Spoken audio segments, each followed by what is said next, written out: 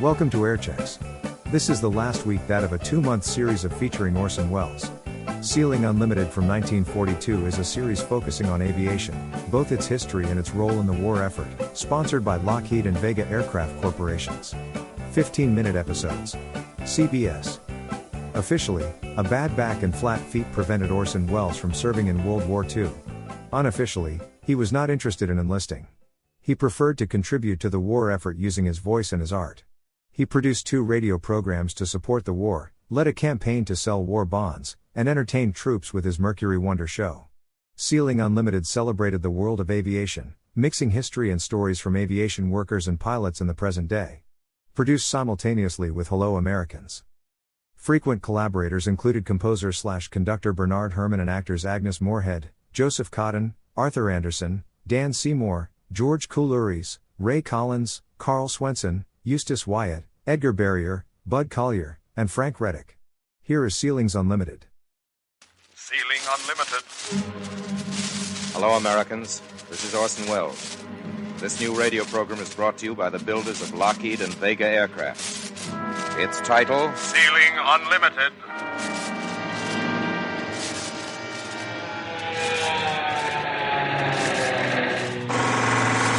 All right.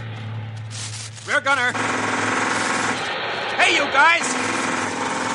Navigator to pilot. I'm at the waist guns. Where are the others? Blacked out. Oxygen line pooped out. Hey, this crate's beginning to look like a sieve. Yeah, I'd sure hate to get caught in a rain now. Left rudder! How'd you like that, Sukiyaki? Discouraging, ain't it?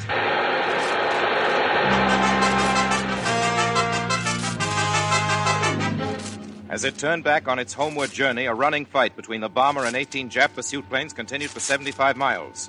4 ships attacked from each side and were shot down with the side guns. The radio operator was killed, the engineer's right hand was shot off. 1 gunner was crippled, leaving only 1 man to operate both side guns.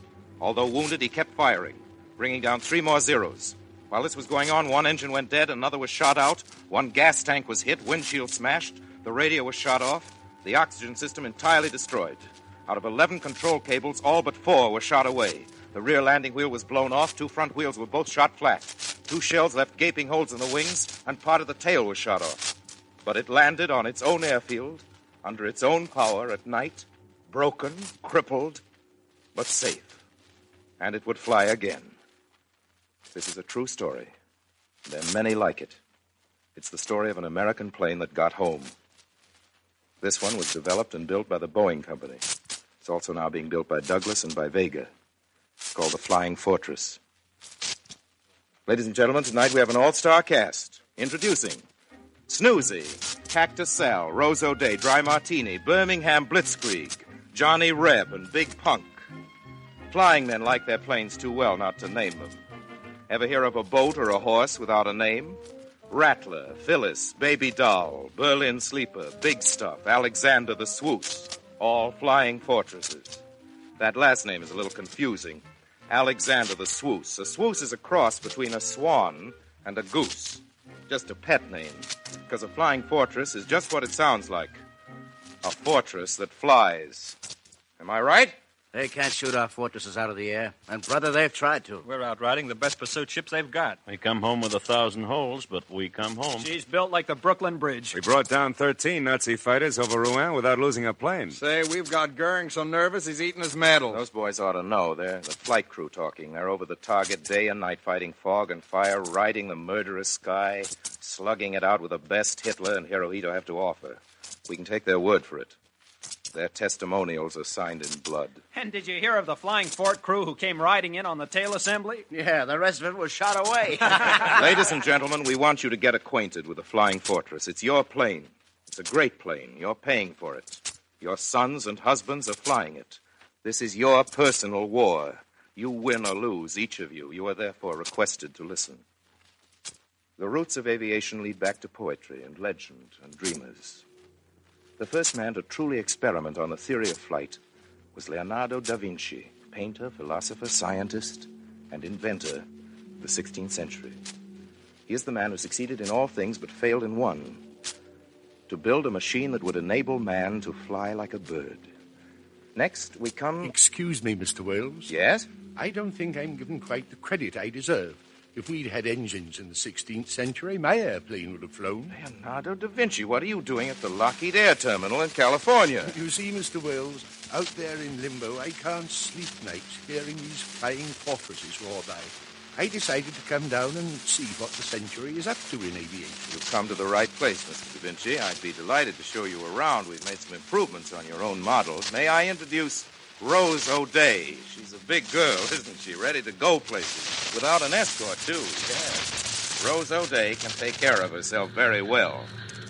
We'd like you to meet the organized miracle of her motors. The timing, the pistons, hot in the cylinders, the valves, the wrist pins, the stroke, the bore. There's a lot of horsepower pulling at the pit. Thousands of horses coiled in the tight cylinders, ready to roar down the roadway of the sky. Let's hear it.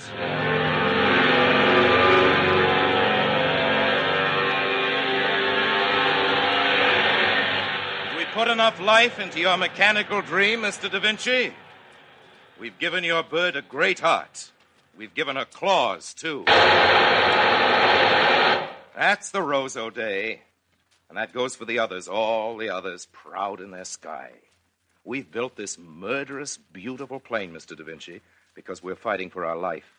We're at war, and we must win. If you recall, Mr. Wells, in my own experiments with war machines, I laid great stress on armor. Oh, she's got that, too. Armor plate protection. She can go 300 miles an hour and better at 35,000 feet, and she can drop her bombs in a smokestack. It sounds unbelievable. The enemy learned to believe it the hard way.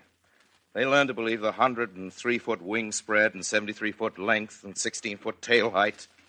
There are about 30,000 separate parts that go into a fortress, 3.5 miles of wiring, and lots of rubber.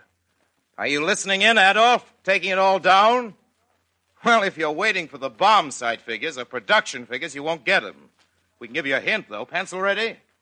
Rate of production on this plane has increased several 100% since Pearl Harbor. That hurt, didn't it? Put that in your pipe and choke on it. Arrest is no military secret. You read the communiques, or should we refresh your memory a bit? Railroad yards demolished. Wrecked aerodrome. Over North Sea. Battled off 20 Nazi fighters, shot down 6. No losses. Amiens. 15 direct hits on yards. Rotterdam. Shipyards blasted. Milton. Demolished aircraft factory. 1 fort, down 13 fighters. Of 88 Nazi planes shot down over Europe during October, flying fortresses accounted for 70. Flying fortresses lost, 7. All precision bombing at high altitude, 10 to 20,000 feet. Scientific, Mr. da Vinci, and very deadly. An old American custom. That's not counting the Pacific area. It was a flying fort that carried MacArthur out of the Philippines. Colin Kelly smacked a Haruna-class battleship from a flying fort. There's New Guinea in the Battle of Midway, where flying fortresses helped to scatter a Jap invasion fleet. The Solomons. Yes. They're writing history in the sky. And don't think the Axis doesn't know it. È una cosa terribile!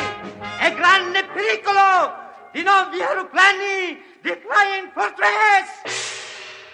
이거가 니스토노토, 이거도 Japan, 이르디도 쿠트나우 Flying Fortresses!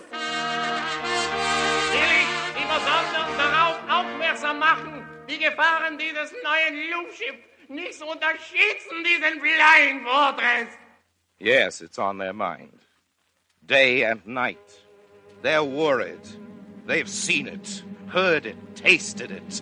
Over Rouen, Cherbourg, Abbeville, Dieppe, Havre, Utrecht, Rotterdam, Buna, Rabaul, and points east, west, north, south. They didn't get much sleep this past summer. They're going to get less from now on. It'll be one long daylight of hell. And the forts will be up there like an umbrella. Say, you. Where's your visiting badge? Oh, right in my pocket. Wear them on the outside, both of you. Sure. Healthier. First visit inside the plant? That's right. Lot to see.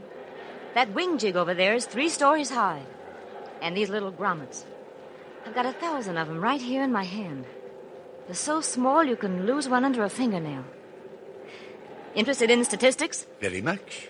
Well, it takes 200,000 tools to build a fortress. Truly an amazing spectacle, this assembly line. Just an American way of getting things done quickly, Mr. Da Vinci. We did it with automobiles. Now we're doing it with planes.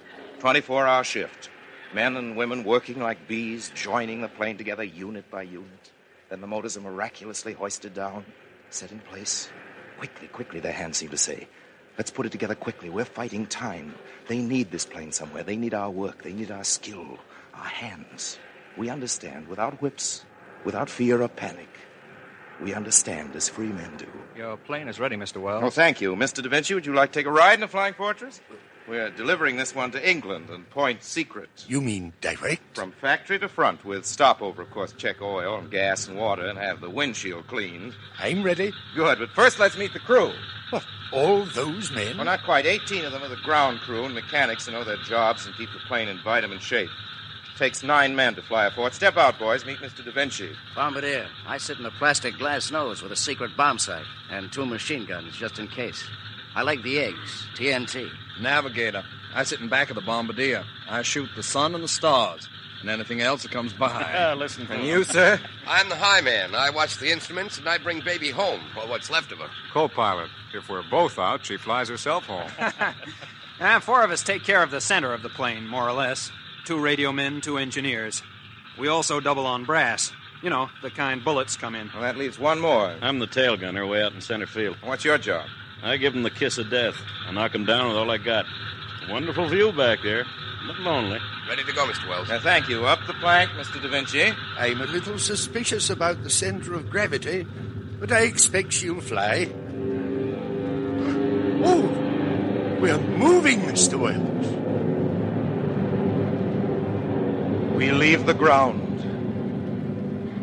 This huge monster of metal, heavier than a building, rising with the ease and liberty of birds. These 1,000 thundering horses gallop through the marvelous air, and we're free. We defy the sun, the earth's friction. The motors beat like a giant single heart. Man has learned to control the sky. Man is at the helm of his century. Man can make assassins out of angels so that he may live in freedom. He is well armed. He is lightning, riding the air.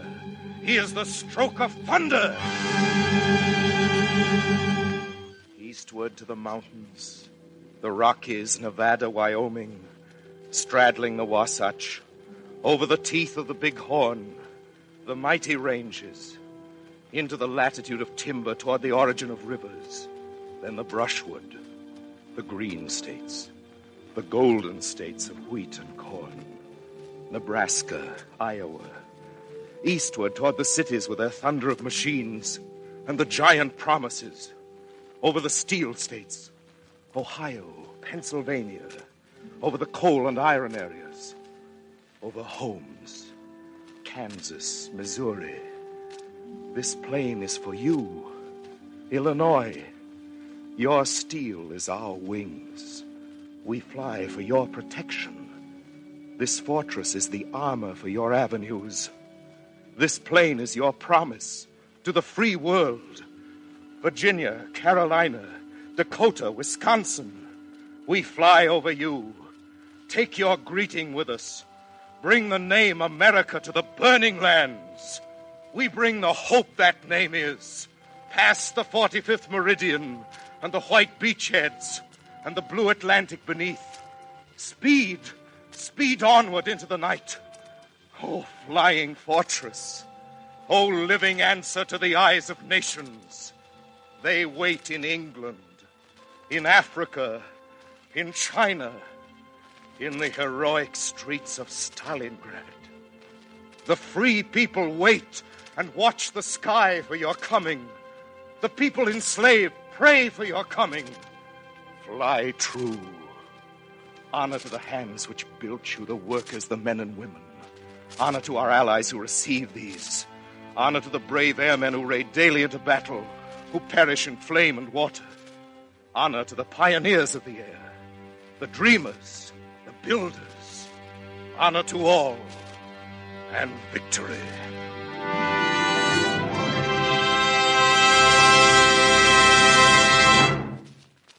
Our time's up now. We've been talking about flying fortresses. Vega is one of the companies that builds them. We're proud of that. Next week, we're going to tell you one of the biggest stories of the war.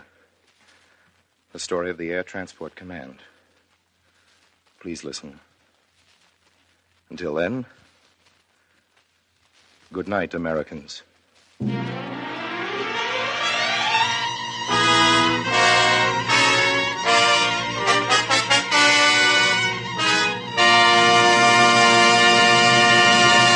This program has come to you from the Lockheed and Vega Aircraft Corporations of Burbank, California. This is the Columbia Broadcasting System.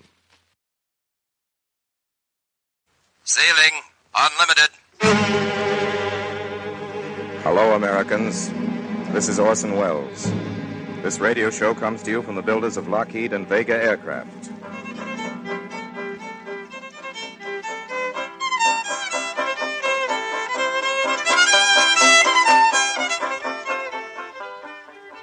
Our story tonight concerns three members of the radio public who are at this moment listening to another radio program. The striking power of a fighting force depends on its supply lines. Air transport has given to this war its quality of extreme mobility and compressed action. Our three listeners are none of them under 90 years old.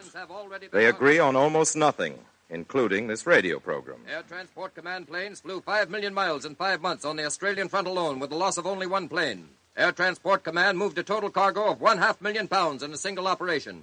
One crew made 5 South Atlantic crossings in 5 days. Oh, these radio fellows here today and gone tomorrow. That was Corporal Homer Fickett just heard from, who, as usual, has grabbed the most comfortable chair in the sheltering arms old soldiers' home. My air freighters, the flying boxcars. Flying boxcars. That's dangerous talk. It comes right down to mud, Bub. You can't beat a Missouri mule. Solomon Olmsted was a mule skinner in the Civil War and proud of it. Well, there ought to be a law. Corporal Fickett, however, is a man of more parts, which he freely admits. He was, among other things, the sulphurous editor from 1871 to 1886 of the Hodgetown Scimitar and Clarion Call. Its slogan... Fearless, undaunted, imperishable Hodge County Americanism. Forever. Ephraim Dexter was in the cavalry at Petersburg. Would have been at San Juan Hill if they'd let me. Of course, all three wear their decorations. The most original of these is on Dexter's lapel. A pair of silver wings. Cargo delivered without incident. Cargo. It could have been diamond drills, sulfathiazole, walkie-talkies, 50 caliber cartridges, blood plasma, jeeps, peeps, V-mail, parlays, ration K. It would have been any of these things. It is every day. In this case, the cargo was an American export on reservoirs of goodwill. Wendell L. Wilkie. Why don't those fellas stay home, mind their own business? He didn't just up and go. The president sent him. New measure. I quote from him. I have traveled a total of 31,000 miles, which sounds very far. The net impression of my trip, however, is not one of distances from other peoples, but of closeness to them. Unquote. What's that about? American fighting men are finding this out for themselves. Not only the flyers, today's troops move by air. Yeah, but how many? The success of last week's smash through in New Guinea, which caught the Japs flat-footed in Buna, was the surprise landing of men, supplies, and even jeeps in the greatest airborne infantry movement in history. Paratroops were flown 1,500 miles non-stop from England to Iran in 8 hours for our invasion of North Africa. The Air Transport Command... We've heard enough of that. Oh, hold on. No, I'd rather wait for facts. We'll never know what happened till it's all over. We won't know the facts till 20 years after the war. In that case, you'll never know. ATC, that's what that fellow was talking about. The Air Transport Command. My grandnephew's in there. Well, you can't get a fighting army any further than they can march. Remember Petersburg? My grandnephew, Richard, he always said... By the way, how's he doing? Richard? That grandnephew of yours.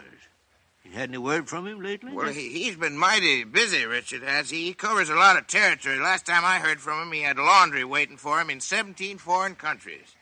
You're the only one in the Homes had a letter this month. Yeah, however. from the War Department, too. I seen the envelope. Official business. It was marked. Yeah, that's right. What's the War Department writing about, Corporal? In due time, Solly. I'll take that up in due time.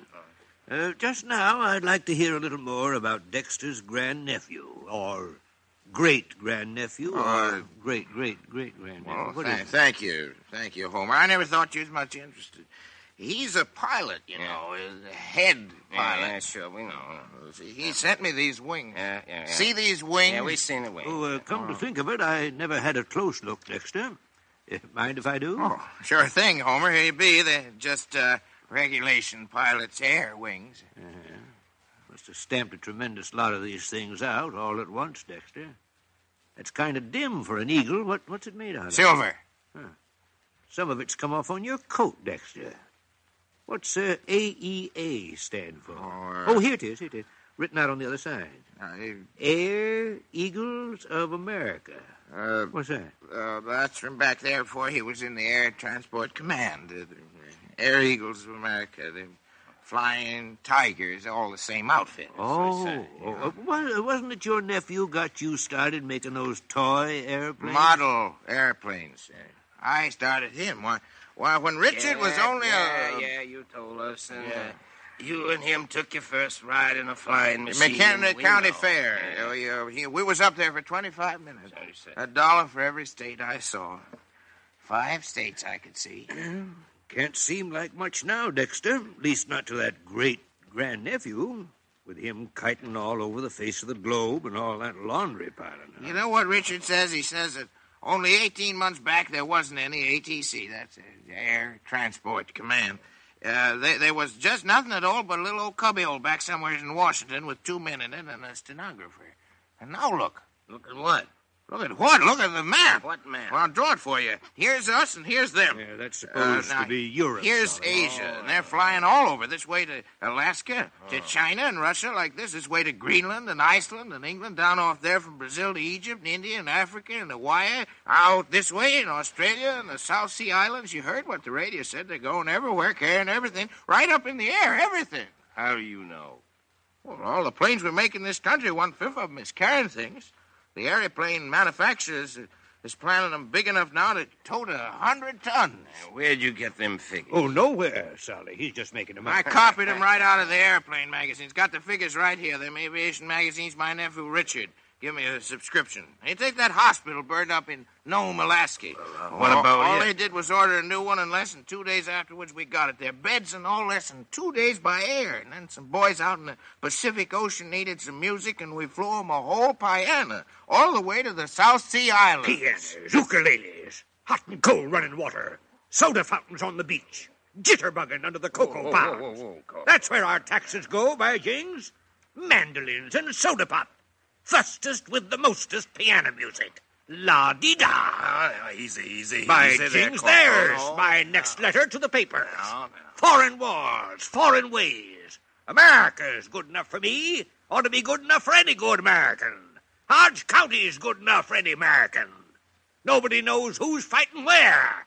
That's what your airplanes done to it. Ah. Started with the automobile. Jeeps. Oh, all started with the automobile. How about the locomotive? How about the steamboat? How about the horse and buggy? Why don't you write a letter to the horse and the wheel? Get after the fella invented that one. We'd be better off in the trees, wouldn't we, Solly, eating each other? And Corporal Fickett, if you don't think my nephew's a good American, if you think he don't know where he's fighting and who he's fighting and well, for hold what? on. Who ain't a good American? Just Easy, who? I don't easy, like Solly. to hear that kind of talk. About your nephew, Dexter, your grandnephew. Yes? I believe you said it was. The airplane pilot and the Flying Tiger with all that laundry. Well, what about him? What about him? What about him indeed? What about those silver wings you're wearing? The AEA, isn't it? The American Eagles of the Air. The Air Eagles of America. I have a communication from the War Department. And a box top from a well-known breakfast food. Which shall I read first, Dexter? Oh, well, either one. Either one, as far as I'm concerned. The communication from Washington. Here's the gist of it, Solly. There is no Richard Dexter. Now, as to the box top. You will recognize the label of a popular health cereal. It bears a printed invitation. I will read it. Quote, boys, 8 to 12, enlist. Be a real live aviator. Win your wings. Here's what you get. The AEA secret code book, your stratosphere helmet, a pilot's logbook, and this handsome pair of official silver wings. Send in this box top and 24 others just like it, and we will enroll you with full privileges. Yours for happy landings in the AEA, the Air Eagles of America. Unquote. Well, Sully, I guess it's bedtime. First thing I want you to get straight is, I didn't steal them box tops. I paid for them. About these wings. I never said I won them. I said they was his. Richard's. Corporal Fickett says he's found out there isn't any Richard. He's wrong. First off, I just wanted something to boast about, so I saved up for those aviation magazines so it'd sound right. I saved those box tops for one of them log books they send so as I could tell one plane from another, which none of you can. I took that trip back in 28, I really did, at the McHenry County Fair. I saw them 5 states. That's what started it. Just don't tell me there ain't any Richard. He looks like that pilot took me up. That fella's somewhere right now fighting in this war. He's Richard, but he don't know it. So's a lot of others. Colin Kelly, O'Hare, Levine. Thousands of them. The president says there's going to be 1 million. You talk about Petersburg. You're always talking about Petersburg. All right, I was at Petersburg, too, and I'm proud of it. We fought there for the Union, and we won. Abe Lincoln told us no nation could exist half slave and half free. And now we're all free. And when you want to go someplace, you just go, and nobody stops you at the border with a gun when you try to get from one state to another. And your money's good all over. Why, the whole world's just as small as America was back in 1863. Smaller. That's what those big planes are doing. I'm proud of Petersburg, but right now I want to talk about Casablanca. I want to talk about Hangzhou and Libya and Stalingrad and Guadalcanal. No nation can exist half slave and half free. No world can exist half slave and half free. Well, see you in the morning. Night, Homer. Night, Solly.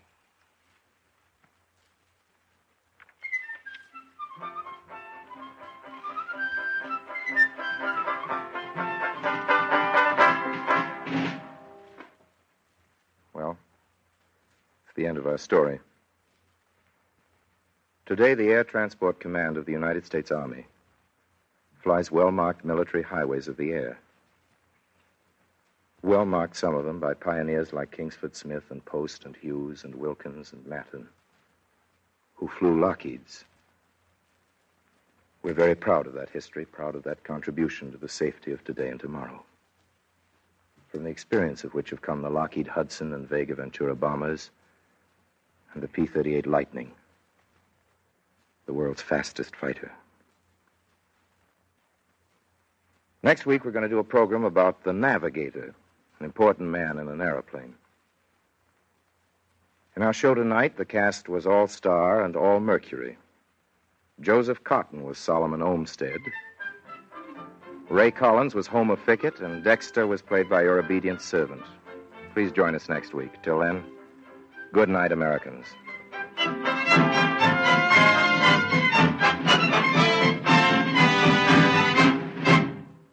This program has come to you from the Lockheed and Vega Aircraft Corporations of Burbank, California.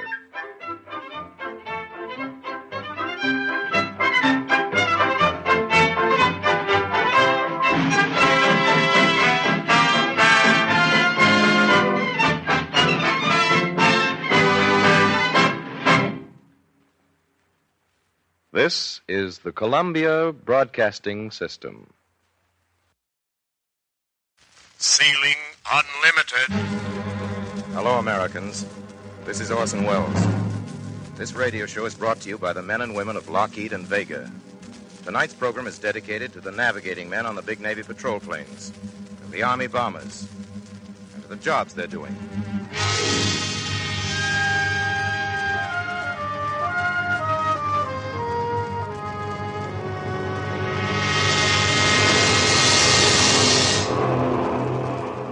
Our planes are named after the stars of Lockheed and Vega. Orion, Electra, Lodestar. The Vega, that was Matten's plane, and Post and Gatti's. One Vega set a round-the-world record. It took another Vega to break it. Then Howard Hughes and another Lockheed did better yet, circle the world in 3 days, 19 hours, and 9 minutes. The Lodestar, that was a commercial transport. Today it's re-engineered and armed to the teeth. We call it the Ventura Bomber.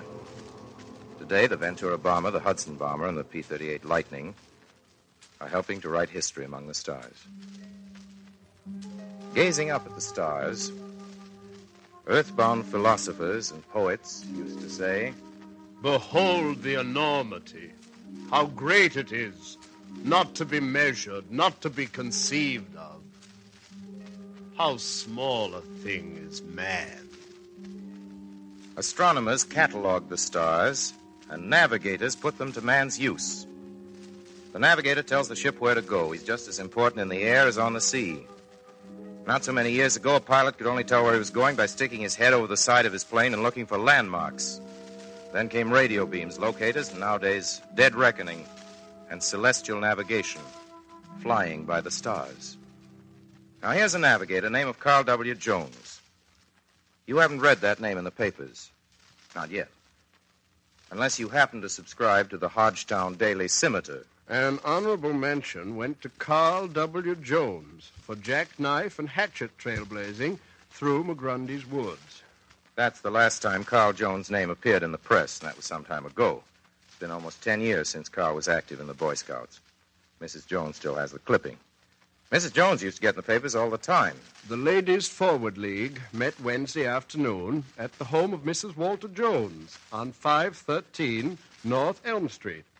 Bridge was played at 3 tables, after which delicious refreshments were served by Mrs. Jones, and the guests left with many an expression of gratitude for a delightful afternoon. Mrs. Jones doesn't save those clippings. Of course not. All the girls who belong to clubs or groups get their names in the social notes. There's nothing special about me, except I'm Carl's mother. Carl has a girlfriend. And her last moment of celebrity was the time she won a prize for Best Eleanor Powell tap dance imitation at the annual A&P Wiener Roast. All hearts were captured by the cute and skillful dancing of little Lucy Carter. Oh, gee, I forgot about that. We have a very extensive research staff, Miss Carter. Why'd you pick on us? Because of Carl. Mrs. Jones, your son is a typical navigator. That's why we picked him. This program isn't dedicated only to Carl. Why not? Well, he got the 5th highest rating in his class in training school. He always got good marks in grammar school. A and neatness, always. At the grocery store, Mr. Nedick said he never had anybody working for him so accurate or careful. Just give Carl a pencil, Mr. Nedick used to say, and watch his dust. Never a mistake. Mr. Nedick said he ought to be a bookkeeper. Bookkeeper? Mrs. Jones, wouldn't you say that helped him to be a navigator? I'd say it helped. Before we go on with the show, Mrs. Jones, have you anything you'd like to say about the war? No. Miss Carter? Mrs. Jones does a lot. She's fingerprint clerk at the school 4 afternoons a week, and she serves on the draft board Monday and Tuesday nights. Millie, that was the hired girl, went to work in the shipyard. Most women do their own housework, Lucy. I'm taking lessons in spot welding. Oh, Mrs. Jones goes to classes on first aid, too. Nutrition and first aid. Wednesday and Friday. Well, that doesn't leave you much time for your women's clubs, Mrs. Jones. All the girls are busy now doing things for the war. Thank you, Mrs. Jones. Thank you, Miss Carter. And now, ladies and gentlemen, about Mrs. Jones' son, Carl. I'll give it to you fast. Carl Jones enlisted in the Air Force. At the grocery store where Carl used to work, they said he'd make a good bookkeeper. Carl can add and subtract like 60, but he wanted to fly. And the truth is, he'll never make a first-rate fighter pilot. Jones? Said his commanding officer. Jones, I'm afraid that's about it. I want to fly, sir. If I can't fly. I told you Carl wanted to fly, and besides, there was all that expensive training he'd had. Carl hated to see that going to waste. Jones? Yes, sir? How would you like to be a navigator? A navigator, sir? Why all the astonishment? Well, sir, you've got to know mathematics backwards and forwards to be a navigator. I didn't make headlines in geometry. Can you add? Yes, sir. What Carl really meant was... And how? Make many mistakes at it? No, sir. Then you can be a navigator. We'd like you to have a try at it, Jones. So Carl took the pencil from behind his ear, so to speak, got himself a sextant and a Bowditch's Practical Navigator and Weems' treatise on aerial navigation and drawing instruments and precision dividers and several Mercator charts and a stopwatch and a few dozen extra pencils. He worked at it hard for 15 weeks, took his place beside a lot of other boys from the stores and offices and colleges of America, took his place beside a navigator by the name of Christopher Columbus, a trailblazer named of Daniel Boone, who never got lost, no, but he was bewildered once for 3 days. A lot of other pathfinders. Carl learned to stand in the plastic glass turret of a bomber and take some sights on the stars and then make some passes with that yellow pencil of his. And lo, he knew where he was. It was magic. Carl Jones, fresh from wrapping butter and cartoning eggs, could intercept starlight, traveling at 180,000 miles a second. Consult his almanacs, fool with his sliding scale, make a few passes with his yellow wand, and by Jupiter, he knew where he was. Holy cat, it works. Floating around in space, 1,000 miles from anywhere. Carl could find out where he was by Jupiter and by Polaris and by Sirius and by Lyra and by about 40 other stars, as well as the sun. He could tell where he was and where he was going and when he'd get there. By the lodestar he could. And all at once, Carl came to an important realization. He found out he wasn't just a clerk in the big bombers he navigated and practiced. He was the manager. He told the pilot where to go. Well, pretty soon, Carl got so good they sent him to an airbase in a jungle island in the South Pacific. It was so small that from 10,000 feet it looked like a sprig of parsley. A nice location for a thriving business, though. Customers weren't long in coming. Men, our reconnaissance reports a very powerful enemy task force in our vicinity. The vital information goes up on the blackboard. Pencils come out. Carl Jones takes down his biggest order to date. Enemy bears 320. True distance. Enemy disposition. 2 aircraft carriers, 4 cruisers, 8 destroyers. Objective, intercept, and attack.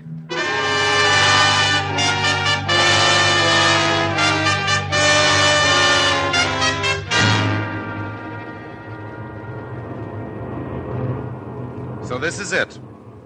A far cry from the grocery counter to the plyboard desk of a 4-engine bomber loaded with big trouble. Wind is from 60, 15 knots. Going to make an airspeed of 280.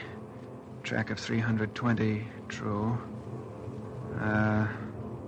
Brings us out on the enemy's vector to the airspeed ring. Thus, Carl, the Jones boy who ground your coffee medium, now prepares to grind the enemy fine. Speed of 290. Means I'll be coming back, steering 142, making a track of 230 miles. It comes to 43 minutes anyway, before they intercept the enemy fleet. Then, for 43 minutes, and exactly on schedule, rendezvous.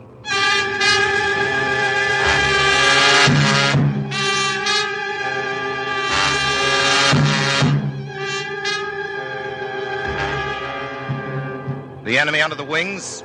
The bombers dodging the ack-ack fire, watching for fighters make their runs. Pieces of flak rip through the cabin walls. Machine gun bullets whine through the ship. A port engine is hit. The enemy fighters swarm around the bomber. Then from the bombardier... Arms away! Let's beat it out of here! So they beat it out of there. And with machine gun slugs spanging and humming through the ship, Carl Jones makes some vital corrections for a crippled engine, false course to throw off pursuit ships who might find the secret landing field, The change in wind direction and velocity. Very routine. Very. Now, let's see. 145 degrees. Making a track of 235 miles. Unperturbed, the yellow pencil moves across the board. The grocer's clerk makes his calculations. In other bombers, clerks and college boys and coal miners hand up slips of paper to the pilots with estimated times of arrival calculated correctly, almost to the second. Theme song for pilots. Show me the way to go home. Nightfall. The bomber has shaken its pursuers. Her course has changed. More calculations for the navigator. Look at him. Less than 6 feet tall, with his head among the stars. Stands there with the sextant to his eyes and puts the universe to use. Puts the giants of heaven to work for him. Outside his plastic turret gleam stars, bigger through the middle than our entire solar system. They work for him. Carl Jones, whom you used to know, peers at them and steers by them, homing. For he wears the universe like a wristwatch, balances it like a pencil, orders and uses it like a navigator. Estimated time of arrival at base 23.27. There she is, boys. We're home.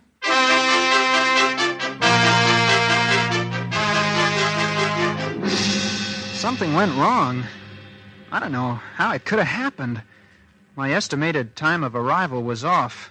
12 seconds. Ex-grocer's clerk takes 4-engine bomber out to sea, engages enemy, attacked by enemy fighters, hit by flak, engine knocked out, change of course necessitated, wind changes, brings 4-engine bomber home again to a 1-cent postage stamp somewhere in the South Pacific. Wonders where he dropped 12 seconds. Earthbound philosophers and poets, gazing up at the stars, used to say, "Behold the enormity, how great it is, not to be measured, not to be conceived of. How small a thing is man." Americans, this is 1942. Look up. What do you see?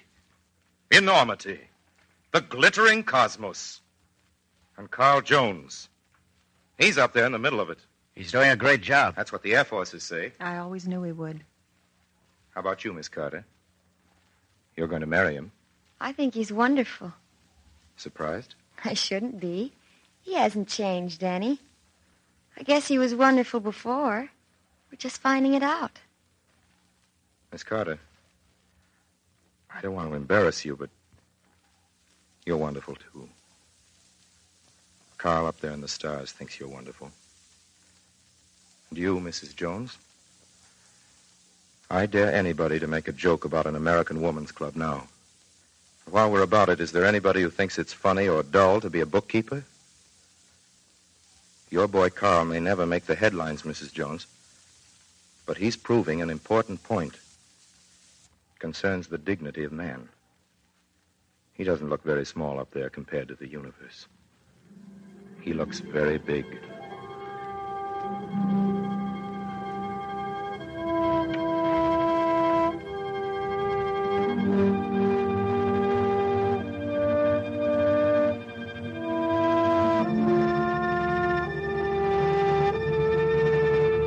Well, that's all for tonight. Please listen next week.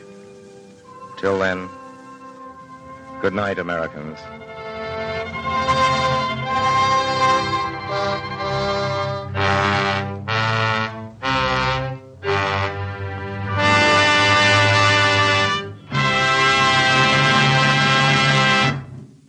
This program has come to you from the Lockheed and Vega Aircraft Corporations of Burbank, California.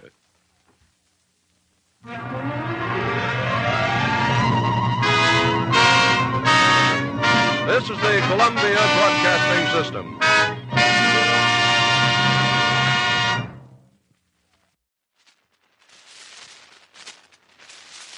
Hello, Americans. This program is brought to you by the men and women of Lockheed and Vega. I was standing out in final assembly on B-38 Lightnings over at one of the plants Saturday talking to some mechanics, and the public address system was switched on. This is what we heard. Attention. The following news is just coming over the press wires. In a sweep over North Africa, Lockheed P-38 Lightnings brought down 40 Axis planes. All our planes returned safely to their bases.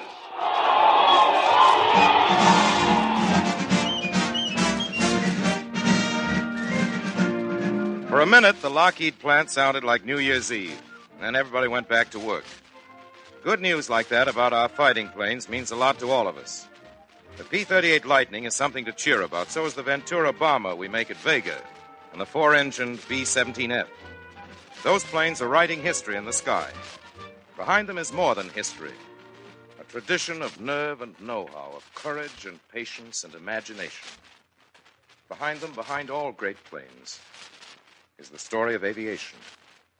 This broadcast, Sealing Unlimited, is dedicated to one of aviation's pioneers who's fighting in North Africa tonight. In the old days, he flew the mail there, opened the route between Toulouse and Casablanca.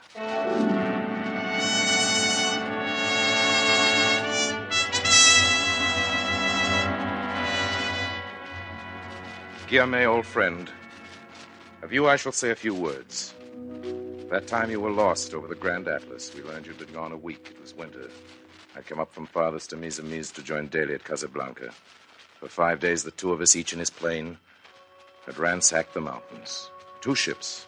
It seemed to us that 100 squadrons navigating for 100 years would not have been enough to explore that North African range. We'd lost all hope. The very Berbers themselves, bandits who'd commit a crime for 5 francs, refused to form a rescue party out of fear of those mountains. We should surely die. The forbidden Atlas never give up a man in winter. And when a second time I slipped between the towering walls and giant pillars of the Atlas, it seemed to me I was no longer seeking, but was now sitting up with your body in the silence of a cathedral of snow. You'd been gone a week, I say. And I was lunching between flights in a restaurant in Marrakesh when a man stuck his head in the door and called out, They found Guillaume. All the strangers in the restaurant embraced. I remember we found you, we cried like fools. Put our arms about a living Guillaume. Resuscitated. The author of his own miracle. And it was at that moment that you pronounced your first intelligible sentence. I swear that what I went through, no animal would have gone through. Frozen memories. It was hard for you to thaw them out. But there in that hotel room in Marrakesh, slowly, word by word, moment by moment, you told us the story. A storm had bottled up all space and sent every other male pilot back to his starting point, but you'd taken off in the hope of finding a rift in the sky. You found this rift, this trap, a little to the south. 15,000. Now about 15,000 feet, the ceiling being a couple of thousand feet below you and pierced only by the highest peaks. You set your course for Dakar. Down currents. Down currents. The engines run on, but the ship seems to be sinking. You jockey to hold your altitude. The ship loses speed and goes mushy, and still you sink. The sky seems the to whole be coming sky down. seems to be coming down on you. You can't land anywhere, and you try in vain to turn around and fly back into those zones where the air is dense and solid as a pillar has held you up. That pillar has melted away.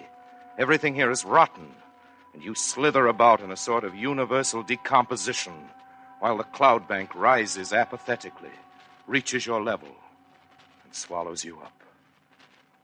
It almost had me in a corner once, you explained. Almost had me in a corner once. As soon as I felt I was caught, I dropped the controls. I grabbed my seat for fear of being flung out of the ship. The wind rolled me over and over like a hat in a road from 18,000 feet down to 10. Then I caught a glimpse of a dark horizontal blot that helped me right the ship. It was a lake. Flew around that lake almost 2 hours till I ran out of fuel, and I set the ship down in the snow. She went over on her nose. When I dragged myself clear of her, I stood up, and the wind knocked me down.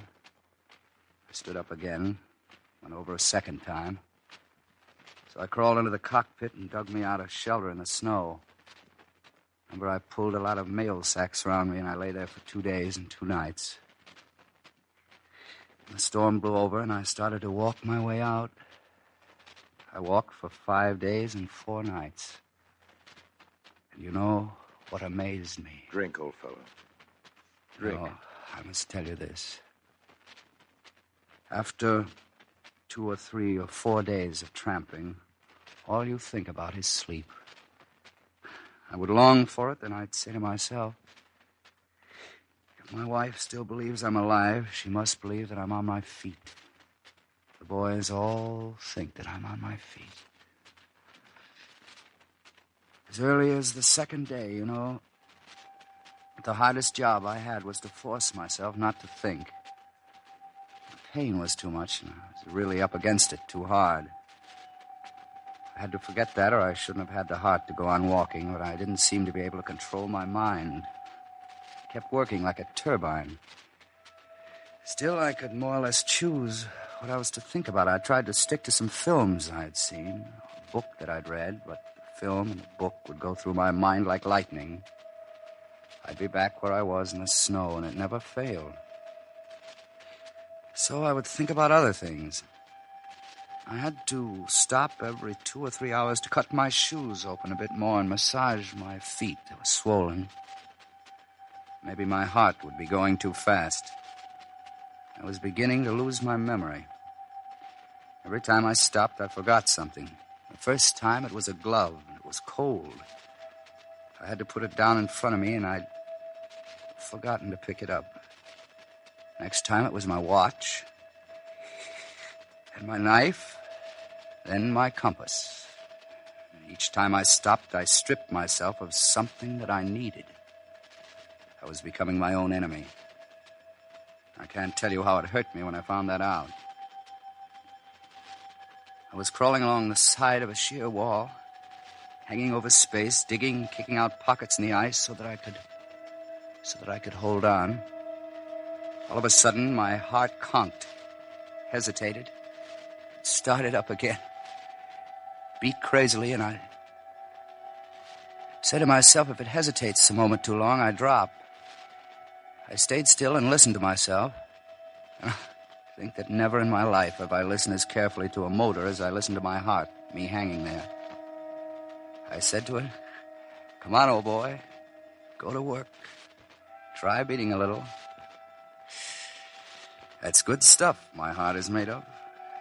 It hesitated, but it went on. You don't know how proud I was of that heart. There was one time, however, when you slipped and finding yourself stretched flat on your face in the snow, you threw in your hand. You were like a boxer emptied of all passion by a single blow, lying and listening to the seconds drop one by one into a distant universe until the 10th second fell. There was no appeal. All that you had to do in the world to find peace was to shut your eyes.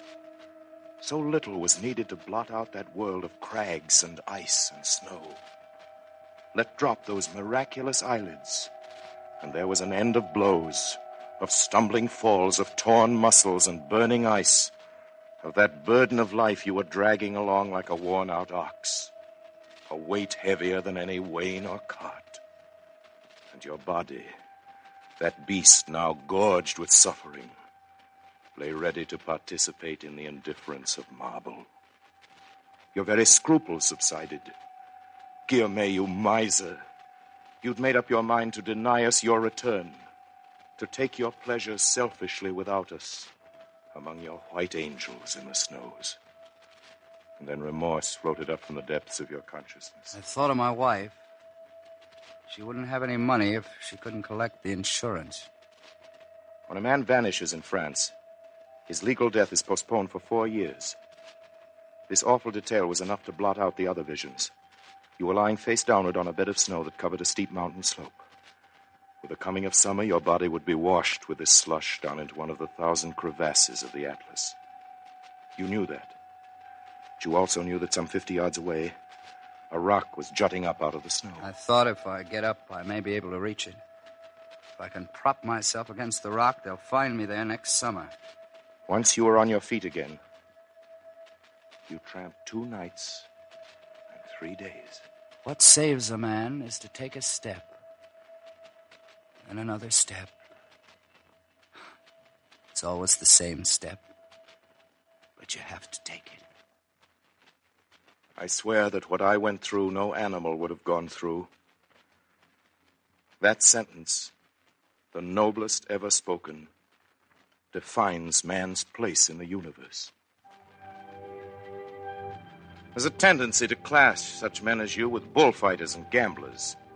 People extol your contempt for death. No, Guillaume, I would not give a fig for anybody's contempt for death if its roots are not sunk deep in an acceptance of responsibility. I once knew a young suicide. I can't remember what disappointment in love it was which induced him to send a bullet carefully into his heart.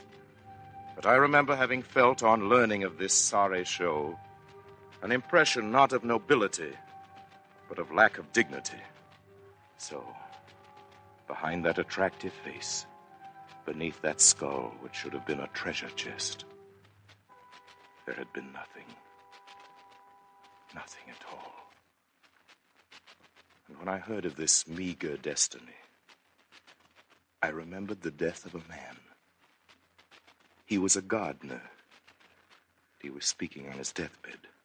You know, I used to sweat sometimes when I was digging. My rheumatism would pull at my leg, and I would damn myself for a slave. And now, do you know, I'd like to spade and spade. It's beautiful work. A man is free when he's using a spade. Besides, who's going to prune my trees when I'm gone? That man was bound by ties of love to all cultivable land and to all the trees of the earth. Like you, old friend, he battled against death in the name of his creation. He was a man of courage, of responsibility. You knew that you were responsible for yourself, for the males, for your family, for the fulfillment of the hopes of your comrades, for aviation itself. You held in your hands their sorrow and their joy. You were responsible for that new element which the living were constructing and in which you were a participant. To be a man is precisely to be responsible. It is to feel shame at the sight of what seems to be unmerited misery. It is to take pride in a victory won by one's comrades. It is to feel, when setting one stone, that one is contributing to the building of the world. Of such stuff are the pioneers of aviation made.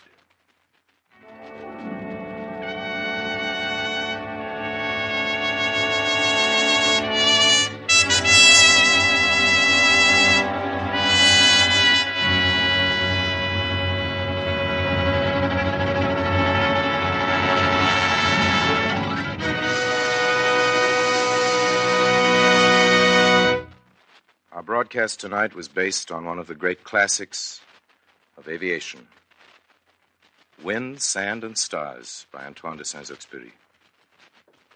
It was our very great privilege to have with us in the role of Guillaume, Lieutenant Burgess Meredith of the Flying Training Command. Good night, Americans.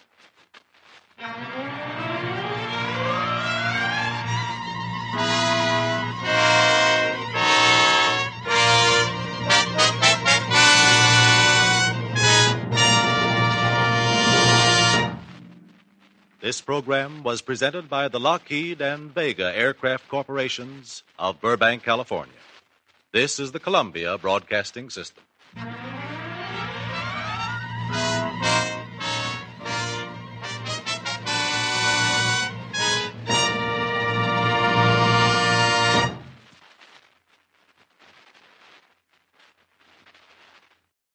Ceiling Unlimited. Hello, Americans. This is Orson Welles. This radio show is brought to you by the men and women of Lockheed and Vega. Stand by. Hallo. Deutsche Rundfunkgesellschaft. Hallo, Hauptstation in Berlin. Ich bedauere, aber ich darf nicht mehr Deutsch sprechen. Operator 23. This is Operator 23. Won't speak German now. He can speak here. From the United States, Burbank, California State. Hello. This is Operative 23. I hope you're hearing this. This is Secret Agent 23. inside an American war plant. One of America's greatest aircraft manufacturers. The Vega plant. Vega. M as a worker disguised. This secret broadcast is made through concealed microphone, worn on lapel, cleverly concealed behind Vega workers' identification badge. On my coat is a microphone into which I'm speaking. Through this, I shall my mission carry out to inform you from their source, facts and data of American production of aircraft. Sieg Heil! A German soldier salutes his respected superiors.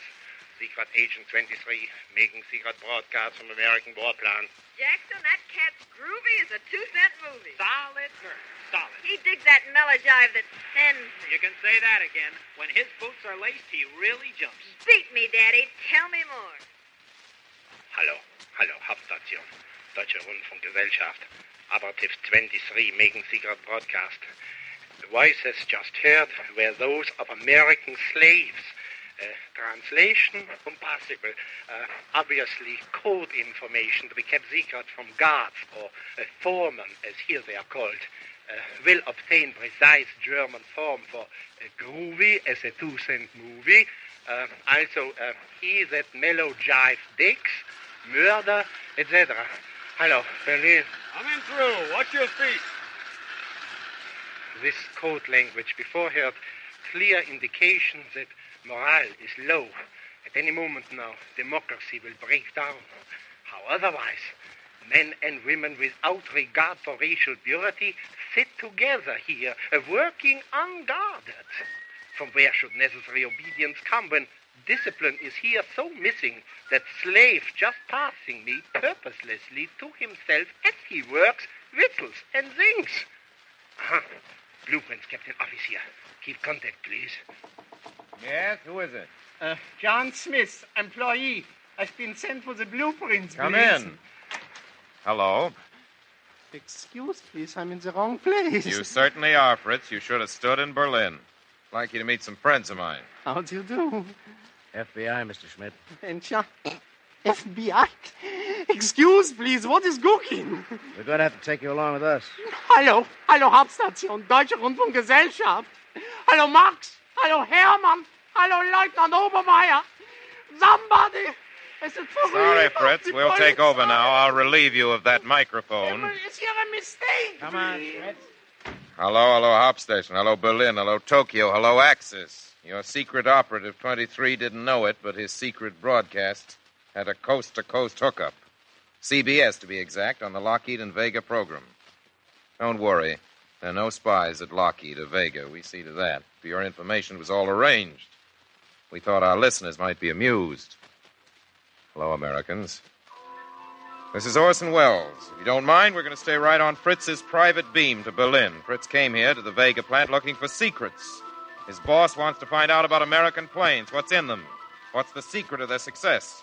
Axis listeners, come with me. We'll continue Drei und Schwanzig's tour of the Vega assembly line. You want secrets? Let's ask some American workers. What was it Fritz called them? Slaves. Maybe they'll tell us how it's done, what it's done with, and why. Here we are at a drill press. Here's a typical American slave. Let's see what she has to say about it. Hello there. Maybe you can tell us why you work here. Doing what I can to win the war. Naturally, we all are. The way I figure it, the more of us we can get to work, the more planes we can get.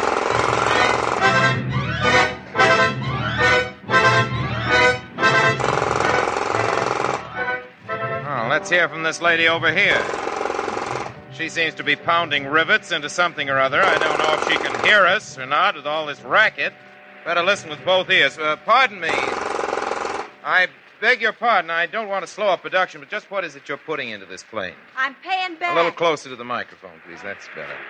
I'm paying back in rivets. Double for every bullet they put into my Joe. Your husband was killed in combat? He wasn't my husband, but he was going to be. I see. Yeah, and I can match their machine guns any time with this hammer.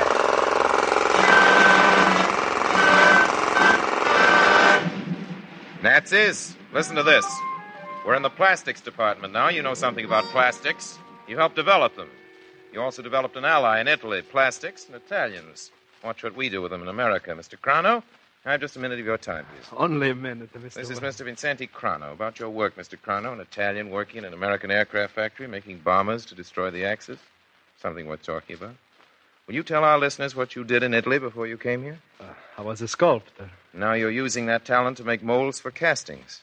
Well, it's not quite the same, but in a way it is. Do you have a family, Mr. Crano? Oh, yes, 8 children. 4 of my boys are fighting for Uncle Sam. Fighting against Italy, Mr. Crano? Oh, not against Italy. They are fighting for the freedom of Italy. When we win, Italy will be free again. So you're satisfied making molds? Oh, I'm very happy with my work. Yes, I feel I'm really accomplishing something.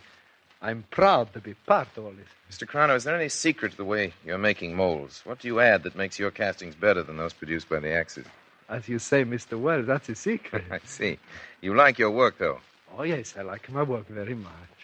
Thank you. Hello, fascists. Are you still listening? You learning what goes into our American planes? There's a very busy young lady over here. You might like to hear from her. She seems to be somebody. We get through here, please. Sure. Pardon, watch the mic All cable. right. That's it. We'll get in here as close as we can. This goes to A23 production. This one goes over to engine I say assembly. to have you a minute, please. Hold it, buddy. Just a second, please. Joe, rush these half-inch couplings to engine Okay. assembly. Hurry it up. This is a broadcast. Buddy, I'm awfully busy. This shipment of 1170s goes to maintenance. They came in 20 minutes ago. Okay, I'll rush it. All right, what's on your mind? No, those panels have to go to sandblast. I wish first. you'd tell us what you put into your planes. I'm an expediter, mister. I put the right parts in the right places at the right time. Say, see. look, if Meyer doesn't get those gaskets, he'll have kittens, and Vago will have no exhaust manifolds. Don't mind me. I don't. These go to 207. Step on it. Shoot these over to the lab for stress test.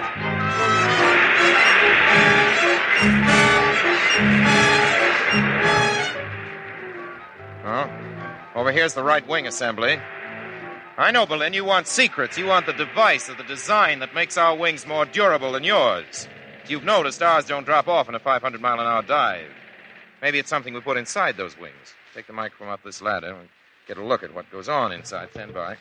Now then, on top of a 10-foot ladder, you see down inside the long tunnel, rather flat, egg-shaped tunnel, to the inside of the right wing. Outside, along its smooth, streamlined surface, a lot of young women are diligently inserting rivets, inspecting seams, and rapidly molding the great structure.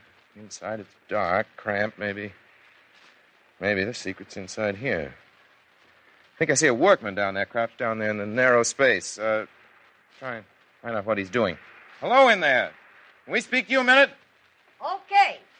From the size of the voice and the size of the quarters, I think you're about to hear from one of the many midgets, one of the many little people employed in our American aircraft factories. Here we are. Could you tell us what goes into the making of a wing like this one, besides metals and craftsmanship? You mean designs and all like What that? I mean is the spirit of the thing. For instance, how do you like working all cooped up in that very cramped space in there? How do I like it?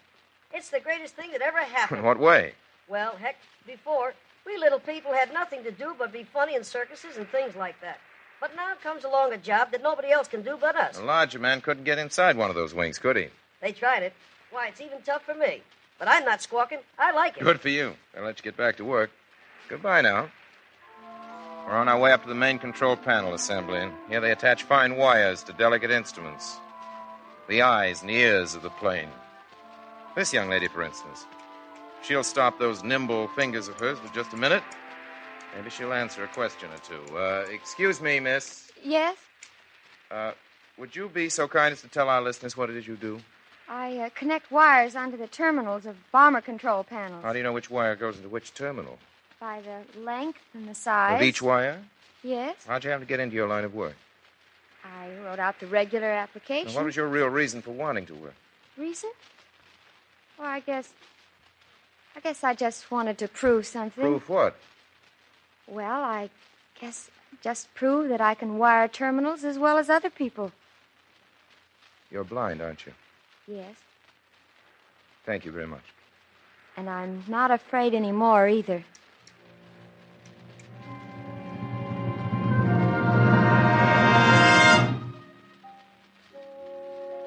Over here we have a white-haired grandmother who used to teach school. Hello, Mrs. Hill. Hello. Mrs. Hill is assembling ventilator panels. See this? It's going to Alaska. This is the way it works. You pull a lever, and these louvers will close and keep the cold air away from our boys flying up there. We've been hearing from a lot of women here at Vega.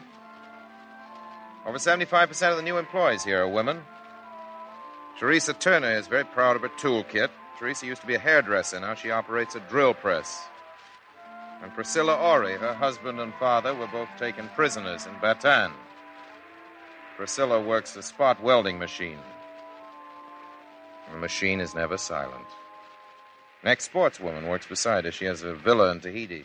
Sends her paychecks to the Red Cross. Over in engineering, you'll find Marion Chuyang Lo. Pale Chinese silks. Marion does blueprints for machine gun mounts. Right here in front of me, two sisters whose parents were born in Norway are sorting and distributing electric wires. Next to them is a Negro with gray hair, a girl with an Irish brogue, born in County Mayo. Woman next to her is Greek. All the races in the world are here. You wouldn't like that, Germany. All the races and every sort of person, they all work together, insist on working. Deaf people, they found a job here they can do. People who can't speak, blind people, people with money who don't have to work at all. People. We're outside now. Our address, the Vega Aircraft Plant, Burbank, California, United States of America, United Nations of the world. Axis listeners, are you listening? We're broadcasting from the giant runway that sends our planes to you. Can you hear them? Wait a minute, we'll move the mic a little closer. Listen, fascists, if you aren't, you're hearing another plane just like this plane right now. Many planes just like this one right now. In a week or less, you'll meet this one in person. Some of you will, somewhere on your side of the world.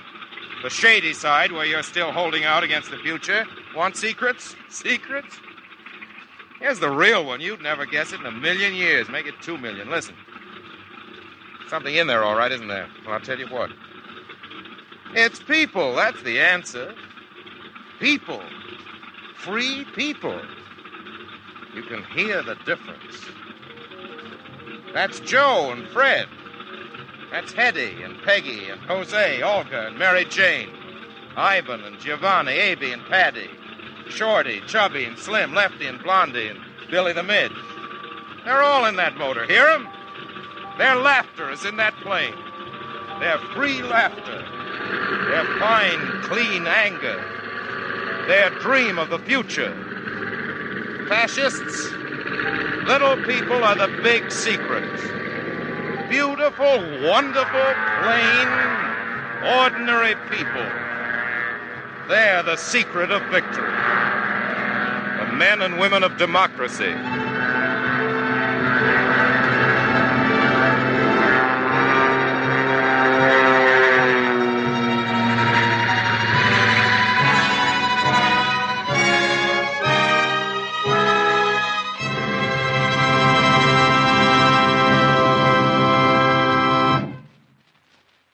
You have just heard Orson Welles in a program presented by the Lockheed and Vega Aircraft Corporations of Burbank, California.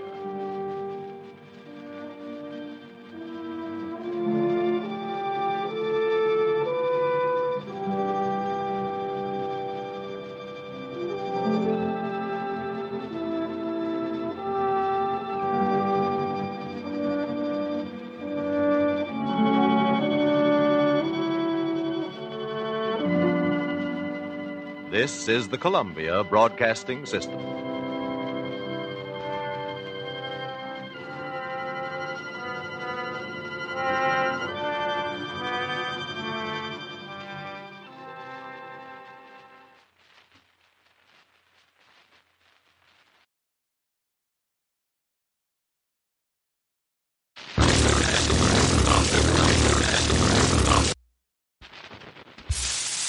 You know, I think some of us are rather glad that those days before Christmas are over.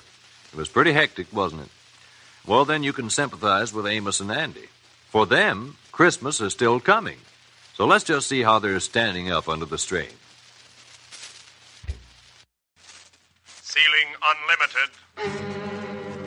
Hello, Americans. This is Orson Welles. The men and women of Lockheed and Vega bring you this radio show with their good wishes for your Christmas. Tonight, we've taken our microphone to an important meeting of military chiefs somewhere in the United Nations. Robert speaking. Yes, sir. No, sir. General Roberts. Hold it, I'm talking to him now. What am I going to say to him? Yes, sir. Just as soon as we know, sir. General Roberts, here are some new reports, sir. Chungking. Here's one from the Kremlin. Look at this one. Typical. A flyer who's had over 8,000 hours. Just as I was preparing to land, he says, a large purple one of the big-bellied type suddenly sucked the air right out from under my plane. One of the purple variety. That's what he says. One of the big-bellied kind. Oh, they're beastly. Will someone tell me where those creatures come from? Their name derives from the Old English transitive verb, gremmy, meaning to vex, I believe. Gremmy. To vex, huh? Well, if we don't get something definite, old Courtney will... Old Courtney will what? Yes. What is it old Courtney will do? I'm sorry, General Courtney. You mean about calling me old? Well, I am old. I've never felt older. 600 miles of the vilest weather I've ever flown in, and literally hundreds of them, gentlemen. Hundreds swarming all over the place. Won't you please take this chair, General? No, I will not. 3 of the sharp-nosed ones aboard, gentlemen, and, well, no less than 20 of the hairy-leggedy ones. Dad, you don't mean the ones with the triangular holes in their stomachs. What's their particular function? The holes for the wind to whistle through. Of course, it makes the young pilots think they're going faster than they are. Villainous. There was one who blew a flute in me ear, like this. Beep, beep, beep, beep, beep, beep. Yeah, he played it. He did it again. Huh? There. Hiding in your scarf, sir. Look, there it goes. Someone swat it. Swat it. Bash the little blighter. Oh, no, sir, don't hit it. It's a Fifinella. Blast the Fifinella. They're the females, sir. Sorry. Bunged right through the window pane by thunder. Plug that window, orderly. We are violating the blackout. General Roberts. Oh, has that wireless telephone come in again? Yes, it has. Shortly before you arrived. What'd you tell him? There wasn't anything I could say. No, I suppose not. Nothing we can say. The official report come in yet? I'll read it to you. Once upon a time, many, many long years ago, when this old earth of ours was just beginning to stir in its sleep. Great day in the morning. Among the reeds and rushes, there lived the goblins and the gnomes and the elves and all the other little people of the fairy race. What? It's a report, Courtney. Go on. One little clan was different from all the rest. Different? Oh, my great aunt. Thousands and thousands and thousands of years, this little tribe lived in a lovely green wood. Oh, my grandmother's hat. Boil it down, somebody. Well, Courtney, it seems that these little... gremlins, they were getting along very well, minding their own business until we came along and dug up their woods to make an airfield. The general idea is that the gremlins are out to get even. Now, this young lieutenant... What young lieutenant? An American named Messler, one of my boys, has quite an idea. I ordered him to report here. Where is he? Lieutenant Messler reporting. General Roberts, sir. Messler, you're an authority on gremlins and the Fifinellas and the Widgets. I've met them all, sir. Oh, Messler. Ever come on a Spanduli? Oh, yes, sir, once. Picked up 6 of them over Norway. They smeared ice on the wings, had little mops and pails. Ever run into a straight-tail gremlin? Oh, they're blue in color. Blue. Bilious blue. With blue tin's fur. They snap rubber bands in the pilot's ears to make them pop. Carry a pocket full of soda straws, they do, and blow bubbles in the oil line. It's only a week ago, sir. It's only a week ago. Well, I was coming in for a night landing with only one flare at the end of the runway and a whole crowd of spade-nosed gremlins, you know, the kind that dig holes in the landing fields, rushed out, picked up the runway, and lifted it a good 8 feet off the ground. Don't doubt it. And just as my wheels were going to touch the ground, they all caught sight of a young female. Fifinella. She was behaving just like Margie Hart. I know just what those gremlins did. You're right, sir. They dropped the runway and ran after her. There you are. Well, Lieutenant, you were brought here, I gather, because you have some sort of constructive suggestion. I'm coming to that, sir. However, I would first like to acknowledge my indebtedness to a young lady whose womanly intuition finally enabled me to win through. I'm referring to Miss Moira O'Dooligan. And as long as this is a confidential report, I can state quite frankly that I'm hoping shortly to make her my wife. Congratulations. It was while I was paying her a visit that I first received my new slant on the situation. Slant, eh? If you will permit me, sir, I will tell you about it.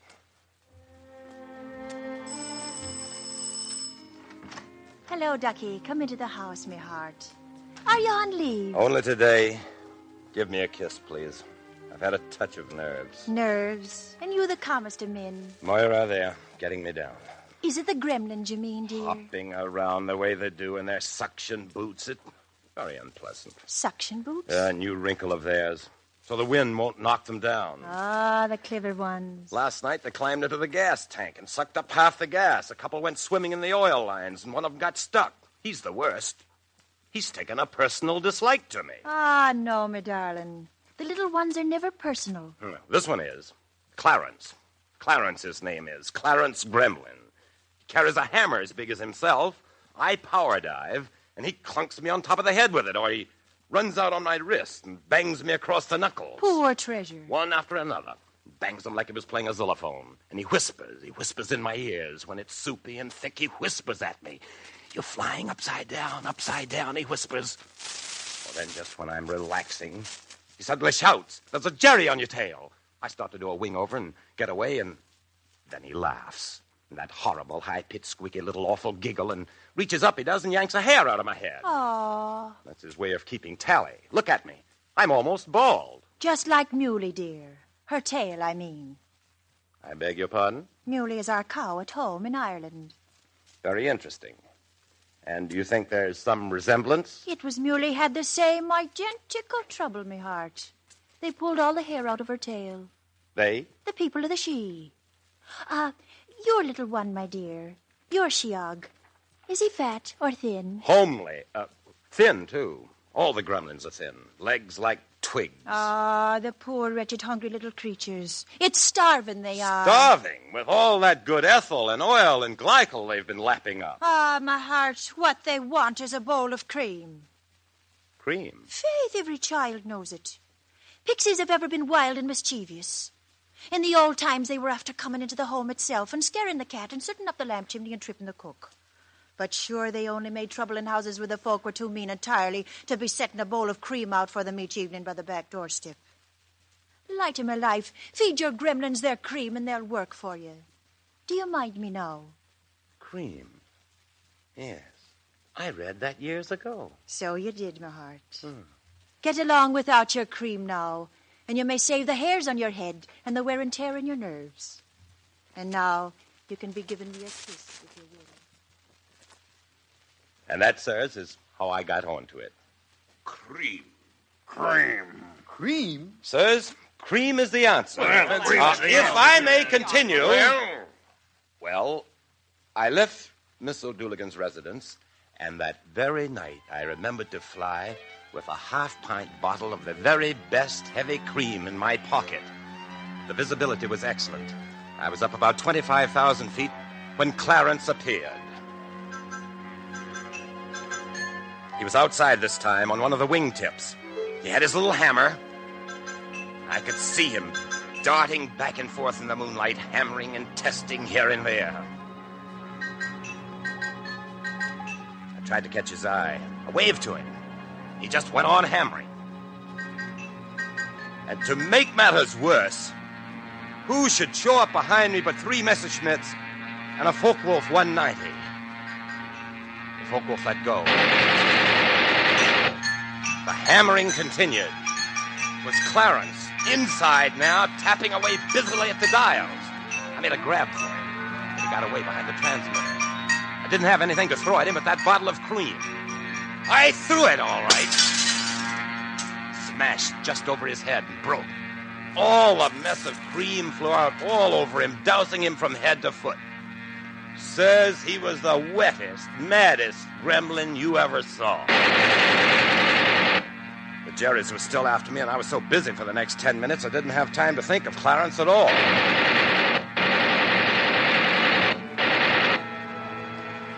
Suddenly, I got the queerest feeling in the pit of my stomach, sirs. The hammering was different. It went something like this.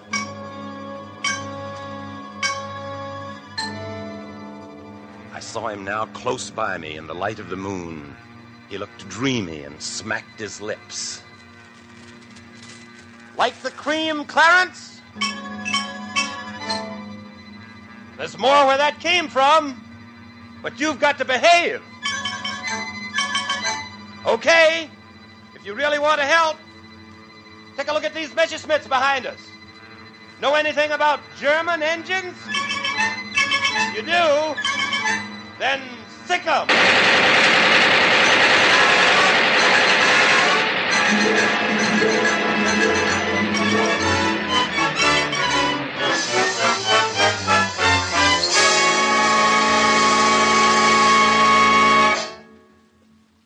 And that, sirs, is my report. Interesting. Frankly, it's the explanation of how I managed to account for 3 enemy aircraft. Cream. Yes, sir? Cream, sirs. But it's very hard to come by. Hard to come by. Gentlemen, we'll skim. Every pail in the United Nations if necessary. Gentlemen, the gremlins will get their cream.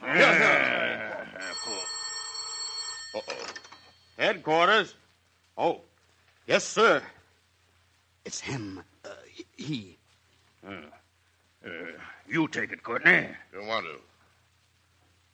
Well, you say so, Roberts. Seniority, I suppose. Hello? Yes, sir. I'm sorry, sir, but I was inadvertently detained, yes. Oh, sir, flying conditions are excellent over the entire period, sir, over the entire area, yes, sir. You've no need to fear our anti-aircraft, and, sir, I think we've got the gremlin problem licked. You do it with cream, and then they won't bother you. In fact, they'll help you. Cream, yes. Just put it anywhere they can get at it. I should say smear some on the reindeers, on the tips of the horns and the hooves, the antlers particularly, and on the runners of the sleigh. Thank you, sir. Good night, and Merry Christmas!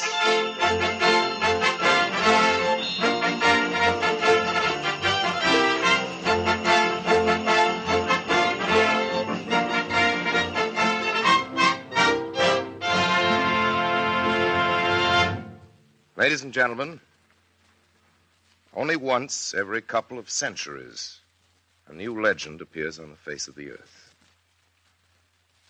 That there are gremlins in this war is a tribute to the imperishable lightheartedness of the heroes whom they are harrying.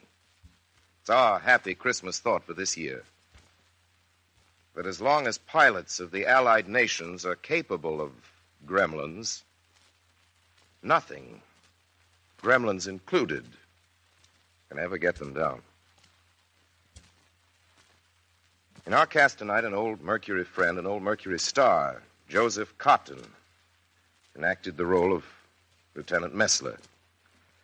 Agnes Moorehead's part in the festivities consisted of some Irish brogue. Lou Merrill was General Roberts, and General Courtney was your obedient servant. Anthony Collins wrote the music, Lud Gluskin conducted it. And all of us wish all of you all the good things there are to wish for this Christmas. Good night, Americans.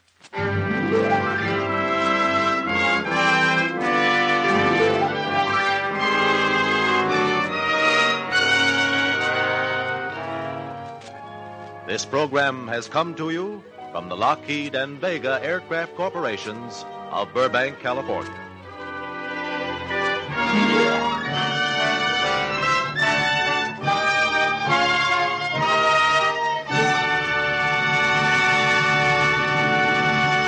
This is the Columbia Broadcasting System.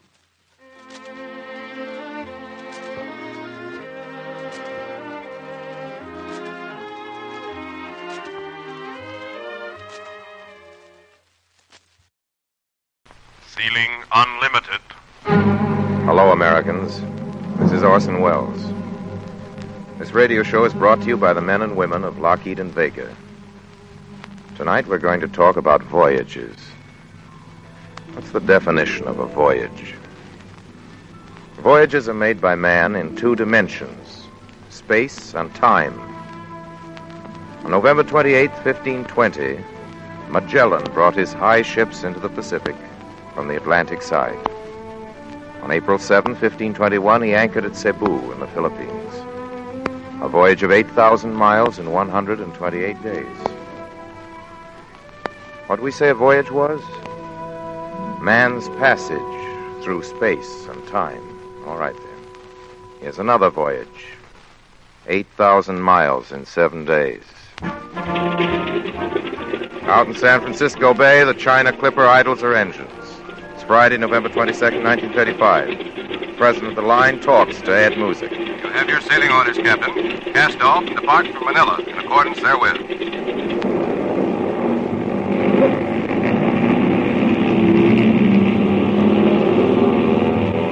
Well, this is it. Practice flights, flying blind, landing blind. Now the real thing. Important item concerning China Clipper's flight from San Francisco to Manila. It got there. Stirring message radioed back by Captain Music when Big News Syndicate radioed for interesting episodes during trip. Sunset, 6:39. Dramatic remarks of Captain Ed Music on landing exactly on schedule at Manila. No incident. Sunset 6:39. Trip without incident. Years of work made those speeches that short. A room full of dreamers in 1927, the first 90 miles. In 1941, the Clippers flew as many people as live in the city of Houston, Texas. It's a lot of people in the sky. Voyages? Pacific Clipper on its regular run, rather smugly on schedule. It's December 7th our time, December 6th their time. The wireless starts to chatter. Radio officer John Poindexter hands the message to Captain Ford. They look at each other. Message is 2 words. Plan A. Pacific Clipper to Pan American Terminal, Auckland, and proceeding according to Plan A just received. Japs between us en route back to Hawaii. We'll have to make a return trip the long way around. The long way around, I'll say. Around the world.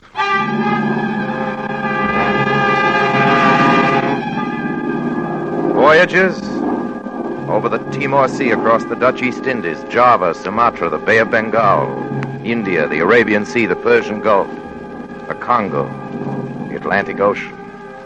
A single hop to the northern shoulder of Brazil, and on the bitter cold morning of January 6th, 1942, the glass wall control room at LaGuardia Field, New York. Pacific Clipper inbound from Auckland, New Zealand. Captain Ford reporting. Due arrive Pan American Marine Terminal, 7 minutes. And 7 minutes later, 14 men stepped from the plane into the bitter dawn wearing summer clothes, tropical shorts. Never mind what they were wearing. The space and time? Yes, sir, 31,500 miles in 34 days. All the way around the globe to avoid the enemy. Never mind asking if those men dressed in Singapore shorts didn't feel a little silly as they sat shivering in a New York taxi. Never mind asking about the radio officer Poindexter. Told his wife to hold dinner for him in San Francisco on the night of December 2nd. A dinner that waited cold on the table for 31,500 miles. 34 days. Never mind, because we're talking about voyages in their simplest terms. Man's passage through space and time. What is space, anyway? Is a mile in a 4-engine plane with a 50-mile wind on its tail the same mile that Magellan's Cutwater rippled through and his slow lugger? Even those Bibles of space, maps, can be liars. When Pan American sent out an expedition to set up a base at Midway, they took along the official survey map. In the 13 years since the map was made, the island had grown, added 1,200 feet to itself. No, the word space is out if it's an accurate scientific definition you're after. And what about time? Time's all right in its place, I guess. You don't let it go out of bounds, that is, but keep it down to nice, homey proportions. It's very handy to navigators and watch merchants and railroad engineers and senators who get themselves into a frenzy over something called time and a half. Nothing's the matter with time. It's all right. Even if you do have to overlook such a clumsy convention as that place on the vacant side of the world, the date line in the Pacific, where Tuesday is Thursday or Thursday Tuesday, depending on which way you're headed, and Wednesday something you just don't talk about. But look through a 10-inch telescope at the nebula in Andromeda. A great watch spring, suddenly released and expanding, even exploding. A still picture of a universe exploding. And if you look at it for 300 years, you'll still see no movement.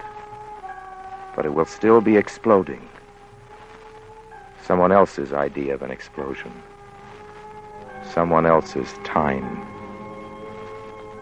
And the creeping beetle's time, measuring his day not by one revolution of the earth, but by 1 inch of change in a reaching shadow of grass. So time is a gray-haired man in the back room of a railroad station with sleeves rolled up, midnight supper in his desk, the green eye shade in his eyes. But time is a static giant, unwinding universes with his slow hand. For time is the thin, quick pulse of a beetle. So there's our definition of a voyage shot to pieces. No space, no time that we can count on. Excuse it, please, Mr. Wells, but I know what you left out of that definition. Men. Guys like us. And who are you? Nobody much. But take that voyage you talked about, the China Clipper's first trip across the Pacific. 8,000 miles in 7 days. Were you along? No, but there wouldn't have been any voyage if us guys hadn't made bases for the Clipper on Midway and Wake. What was your job? Crane operator. We didn't have any harbors where we were going, but we dumped 10,000 tons of airway base there, 75-foot water tanks, a 100-foot beacon, a seawater distiller, and a pier. Then there was Wake Island. You've heard plenty about Wake, but there wasn't anything there to talk about until us guys made it a place the Japs wanted to take. 3-island atoll with nobody on it but a lot of screaming frigate birds that hadn't seen a man for 200 years. We had to unload lighters, 2,000 tons by hand. And we had to push those lighters into the lagoon with our own hands, too, standing in 10-foot surf, with those frigate birds screaming at us and us feeling like pirates come to bury a treasure. But the pirates came after, to steal it from us, our work and all. Guess a lot of boys gave their lives to protect all that work we put in on Wake Island. Well, anyway, mister, that's what you left out. All that corn about time and space don't mean a thing. Nothing matters except people, guys, and what they do. And I guess those Japs came to steal that place, and all the good sweat and work we put into it, they're going to find out sooner or later, too. How about the planes? Well, I don't mean the planes, but us fellas have built them, eh? You can't put your finger on space and time, but you can on us. And then there were the kids who made the weather books. Researched every steamer log for the Pacific in 30 years. They had to go back, like us. We had to go to the museum and measure seagulls. They found what they wanted in the faded logs of sailing ships. American clippers of the 19th century. Sailing ship weather is closer to airplane weather. So what would you say, then, was a definition of an important voyage? Well, I don't know, except that it's got to be a pioneer voyage. That is, if you don't add something new to what you know already, it's not a voyage that means anything. Excuse the words, but, well, it's got to add something to the prestige of man. All right, then. A voyage of historical significance is the passage of man through time and space in which he gains knowledge or other possessions. That's true. Doesn't the voyage the Japs made to Wake Island fit the definition, too? Look at the prestige they gained at home. Oh, no. Excuse me, sir. But there you go again. Of course it don't fit. We came to build. They came to destroy. The world goes ahead. The world's on a voyage, too. They're not just stopping us. They're stopping the world. And themselves, too. And someday they'll learn they can't set back our clock without busting their own. Pardon me for interrupting. Go right ahead. Mr. Wells. Yes? You talked about the 14 men who stepped out of that plane last January in Singapore shorts. Remember? Yes? Well, I was one of them. Oh? Yes. I worked on the clipper that made that round-the-world trip. Well, look, you gave everybody the idea that was some sort of hit-or-miss voyage. You made them think that just because we had to give up our regular flight from New Zealand and come home the hard way, that we were just lucky we got there at all. Mr. Wells, we knew what we were doing, just as clearly as we knew what the Japs, were doing. I remember thinking about the night we crossed from Africa, South America. I was lying in my bunk, flying as steady as the moon on our beam. I could see all our guys in the moonlight. John Mack, Roddy Brown, Captain Ford, doing all the things they'd been training themselves for since they started flying. There wasn't any excitement. Nobody was scared. Maybe that was because we weren't just 14 guys after all. We were the sailor here, and this engineer, and all the hundreds of millions of men who've ever sat up late, fooling with a ham radio set or a wheel or an amateur telescope, smiling a little sheepish and proud when their wives come out to look at what they went and made. The war hasn't busted us up, mister. Flying war schedules now instead of peace schedules. But our clock isn't stopping, or even missing a tick. So a voyage is a passage through time and space that adds to the dignity of man. I think that says it. Good night, Americans.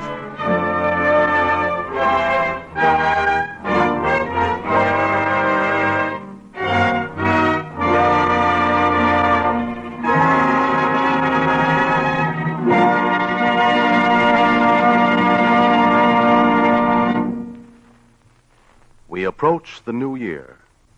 America must be prepared to take her place of leadership in the air age, so much of which Pan American has already pioneered.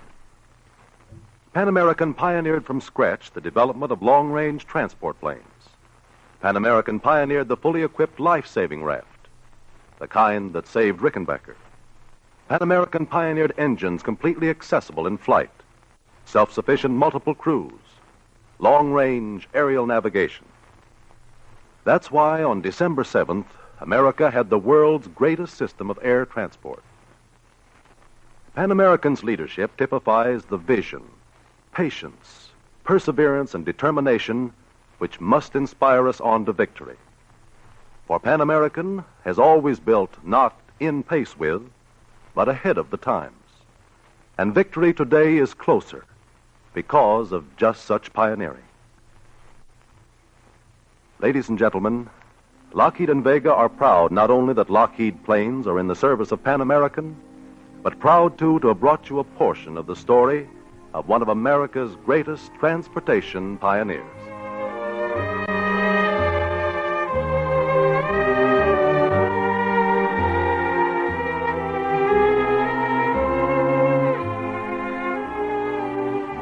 This is the Columbia Broadcasting System.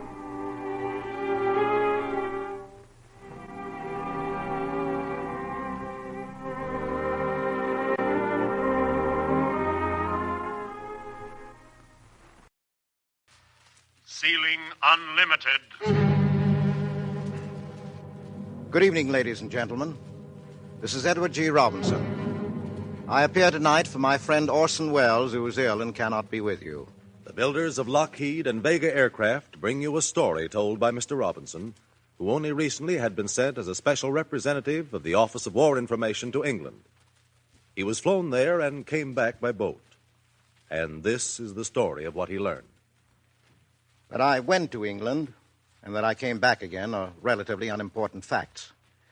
But the reason that my return by ship was uneventful, that's the story I want to tell you tonight. It's the story of how the transporting of millions of your sons and brothers to Europe and Africa has been made possible.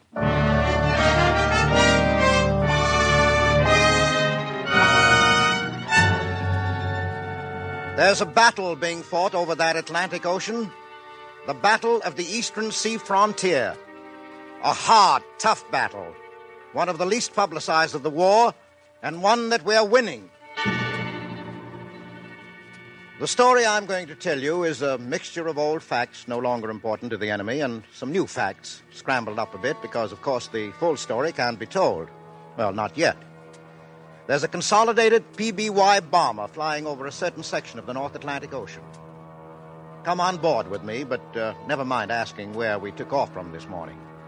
It could have been somewhere in Iceland or in Newfoundland, down in the Caribbean or along our own mainland.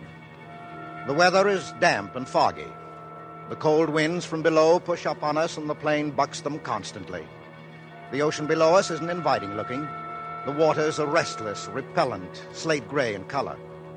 Since morning we've been flying over one prescribed parallelogram of ocean.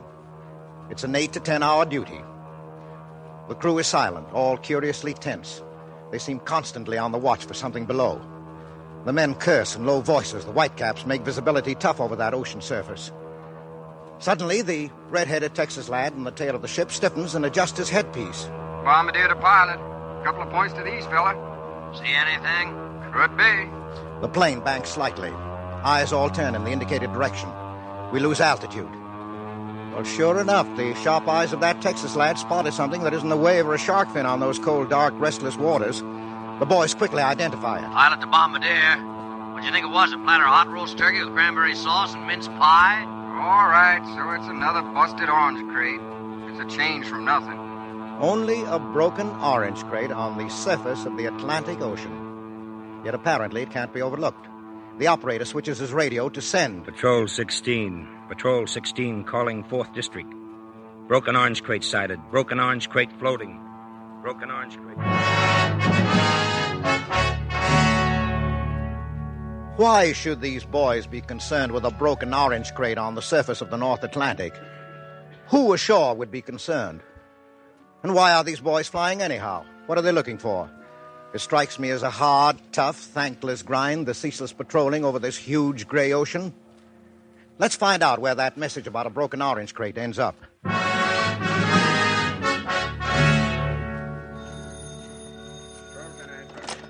Air controller speaking. Operations Office, 4th District. Another report from patrols on floating debris in vicinity of latitude 3530, longitude 7510. Was the stuff identified? Yes, sir. Wish they'd radioed in about one of those long German cigars. They're getting scarce as hens' lower plates. But it was a broken orange crate. Checked and noted. The naval officer who just laid down that telephone sits with 5 other men. 2 of them also Navy men. 3 from the Navy at a long table in an extraordinary room. It's a huge, glassed-in, air-conditioned compartment. Something like a radio station's master control room. It exists, this room, somewhere on the east coast of North America. Of course, I can't tell you just where. The enemy would give too much to know. One of the naval men wears a commander's 3 stripes on his sleeve. He bears the title of Air Controller of the Eastern Sea Frontier. He is virtual strategist of the daily war against the Axis submarines in Atlantic waters. Messages keep coming in intermittently to be considered by the 6 men and their importance appraised. Before them hangs a huge metal map, 15 feet high by 30 wide, suspended from the ceiling. Everywhere on this map are little objects that from here look like bugs. What are they, Commander? Some are shaped like planes, others like submarines, Mr. Robinson. Those clusters there represent convoys bound for Europe, Russia, Africa, and elsewhere. Oh, yes, I see. Yes, and I noticed that sailor moves them and changes their position. How do they stay on the map? The markers are metal, and the map is magnetized. Well, ingenious, all right. This map tells these 6 men at a glance what goes on everywhere over the vast expanse of the Atlantic. It's a rather solemn thought that this room is the nerve center and controls the movements of everything on and above that great ocean. By the way, Commander, how about that orange crate? Why is that important? Well, by itself, Mr. Robinson, one broken orange crate means nothing. But several objects of the same kind may mean a nearby sinking and possibly floating survivors. Oh, yes, of course. Well, it's the calmness and the thoroughness of this place that impresses you. Yes, but what are the Army and Navy doing together in this operation? It sounds like an exclusively naval responsibility, whatever it is.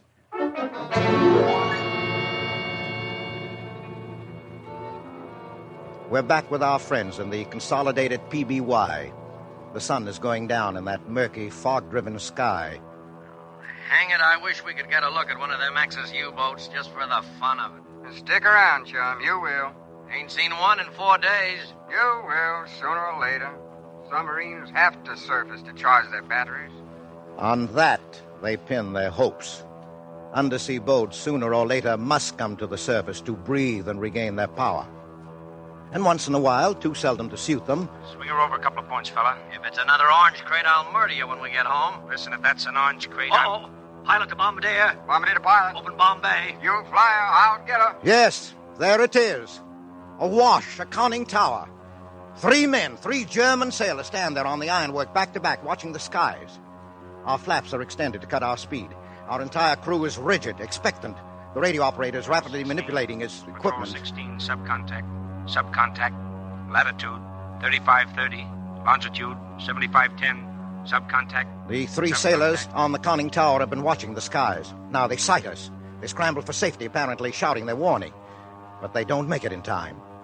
Down, down goes the U-boat in a crash dive, leaving them struggling in the water. Axis undersea commanders no longer have time to think of the safety of their crews. Those 3 watchers are expendables to be expended when aircraft is sighted. Our plane swoops low. Arm bombs. Bombs away. Our big plane drops depth charges ahead of the swirl where the sub dived. Our ship, flying over the explosions, bumps badly. The plane seems to go out of control as the altimeter flutters wildly and the compass spins dizzily. We bank sharply and come back, dropping more charges. Again we bank and return, and again. An oil slick appears on the surface of the water. It may mean death down there to that sea wolf. Crashing, crushing death with tons of water pouring in through ripped steel seams. And then again it might not. Subs these days eject oil to put pursuers off the track. We throw a rubber life raft to the 3 wretched German youths down there in the icy sea and resume our ceaseless patrolling. Did the air control headquarters get the message about the subcontact?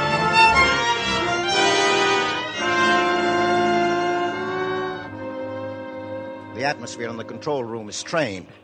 The air controller glances at his watch as if calculating when he'd get to mess when... Air controller. Yes? He leans forward ever so slightly. Something in his voice makes the other 5 men turn to him with a curiously expectant air. Repeat that, please. Operations Office, 4th District. Submarine contact reported. Where away? Latitude 3530, longitude 7510. We have 2 PBYs ready to take off after it. You may release them.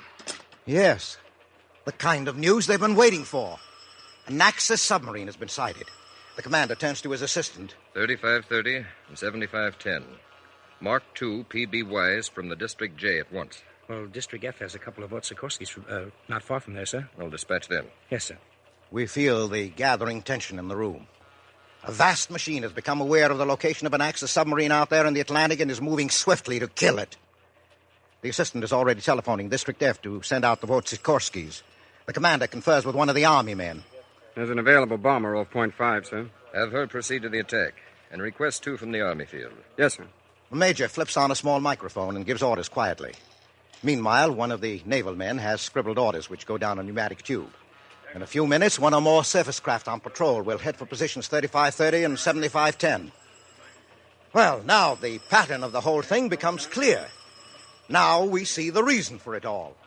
This is a joint Army-Navy operation under the direction of Vice Admiral Adolphus Andrews. Quietly, without fanfare, they've created this mechanism for the watching of an entire ocean. The facilities of one are the facilities of both. Will they get that sub? Our friends have been joined by the reinforcements from shore. The 2 PBYs, the 2 Wotsikorski on patrol, the 3 Army bombers. Now miles of sea area can be covered. We drop flares to mark where we sighted the sub. Our one chance is that night is falling. Our boys mutter and curse the luck. Our radio is on. We're in communication with the other plane. Suddenly, we see one of the PBYs bank and... Ease her off, Fred. They've seen her. The PBYs drop a flare, but no depth charges. The honor is ours. We saw that sub. Besides, we're closer. Pilot to Bombardier. All set. Only 2 of them left, but I'll get her. We bank sharply, descend swiftly to the level of the flare dancing on that darkening sea. Our bombardier does his duty. The PBY drops another flare. It floats lazily downward, comes to rest on the surface of the sea. It flickers there a moment, then suddenly spreads a little, and a smoky ring appears on the water. An oil slick.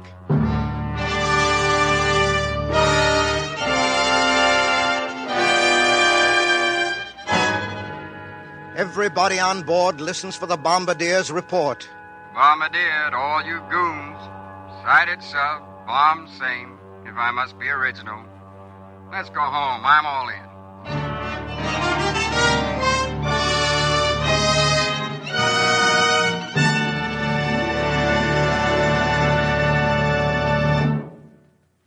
And that's why I got back to America safely. There will soon come the day, please God, when that vast stretch of ocean now known as the Eastern Sea Frontier will return to its rightful status as a highway free to all, and when the tremendous story of the anti-submarine patrol may be told in all its detail. Meanwhile, its work goes on, its romance and glamour exemplified in that glass-enclosed air-conditioned control room where before their enormous maps sit those quiet men of the Army and the Navy in unified command, and the hard, tough, thankless part of it exemplified in the planes that patrol the enormous stretch of sea from the Caribbean to Iceland. Here, American planes and flying men are doing one of the toughest jobs of the war, and in a sense, one of the least rewarding. A vast trap has been laid for the enemy there in the Atlantic, and patiently men draw the lines tighter until one day they will have drawn a web impossible for the enemy to penetrate. On that day, we shall have won this war. And so, in war, we use the talents God gave us as hostages against defeat and despair, forever keeping before us the image of that for which we are fighting. The hushed and wishful twilight of November, the scent of autumn fires upon the air, and crowning these, the privileges we share, the way of life that is our own to cherish, the purpose and goal for which we dare, the faith we proudly keep that must not perish.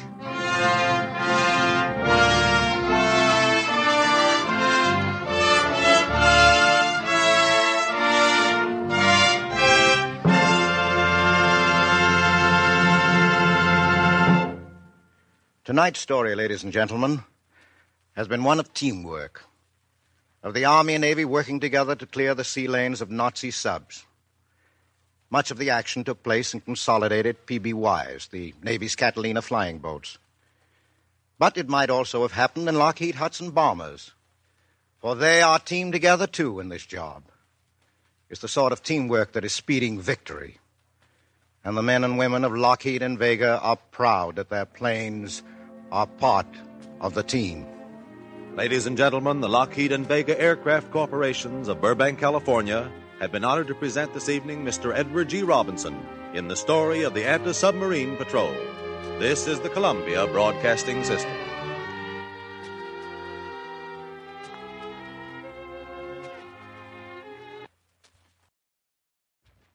Ceiling unlimited. Hello, Americans. This is Orson Welles. This radio program is brought to you by the men and women of Lockheed and Vega.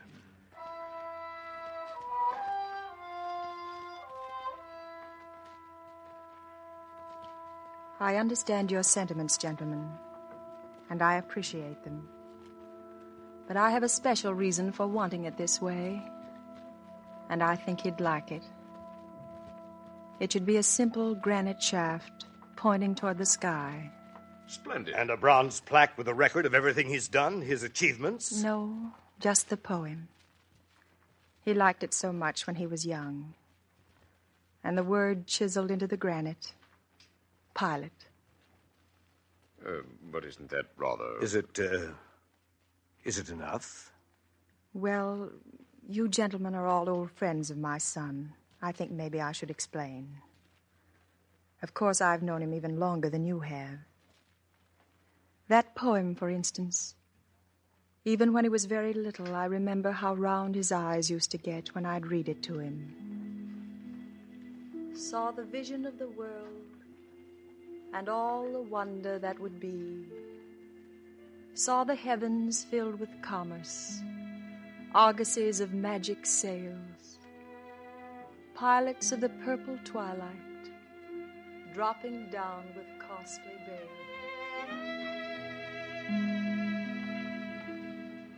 And then, before we knew it, he was 18 years old. I've got the framework all finished, Mom. I've even got the engine and the chain, the propeller. All I need now is something to cover the wings, some kind of cloth that's light and strong. Say, how about those swell sheets that you keep in the chest in your bedroom? You never use them. Those are my cambric sheets, dear. Those were a wedding present from your grandmother. Cambric? What's that? It's a very fine, closely woven cotton. There are 24 of them. Will that be enough? Mom, I've done it. I knew I could. I flew around Mellendorf's windmill 3 times. I can do anything I want to do. Of course you can.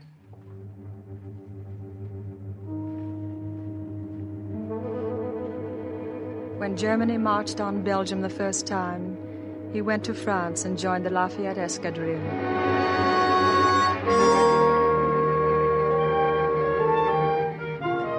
He never was much of a letter writer, but when he came home, he brought me some newspaper clippings. There's a picture of a gang of us getting decorated. That's a French general. That's Baby Roland. He got it over Soissons. That's Stud Reiner. Richthofen got him. That's one thing about flying, Mom. You got to be good, just naturally good. Of course, I had the edge on most of those guys. They had to go to school to learn to fly. I helped invent it. He married shortly after he got back from the war. A lovely girl she was, but I knew it wouldn't work out.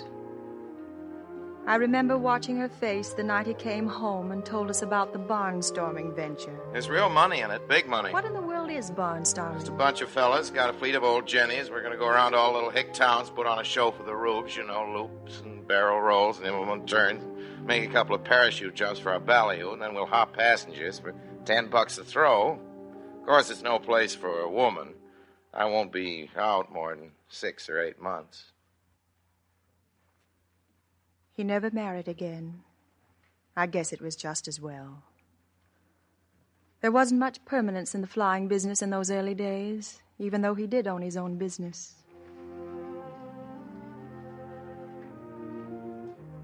Robinson wants to buy us out. I think we ought to sell and go out west where we can really run an airline. How about it, Chuck? Whatever you say. Mrs. Denny was here again this afternoon. Oh, what can I do? I can't give her husband back. She knew what to expect. He was a pilot when she married him. It was just in the cards that when he went down through that fog in Pittsburgh, that high-tension line was going to be in his way. I think we ought to sell. We just can't meet the competition here. These big lines are putting in all sorts of gadgets, and that takes dough. Wireless telephone's the newest, yeah.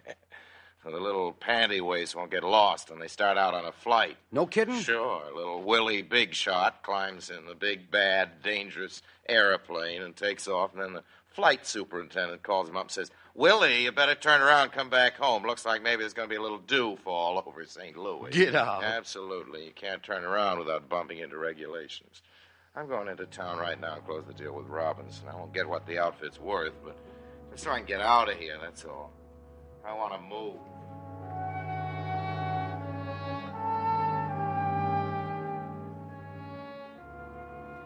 What's the letter?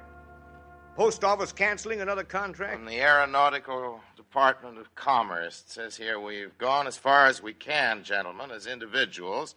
We've got to work together, pool our knowledge and research. The radio is one answer to our problems. There's another answer that we must have, and that is the weather. All pilots will hereafter wear rubbers and carry an umbrella. If we ever expect to fly passengers and mail express, we must meet schedules. You know, I never missed a schedule yet, weather or no weather. Get a load of this. We've got to know what the weather is going to do before it happens. We must learn the reason for weather. Flying is no longer an individual effort. It's a part of our social and economic structure. And the keystone of that structure is the interdependence of man.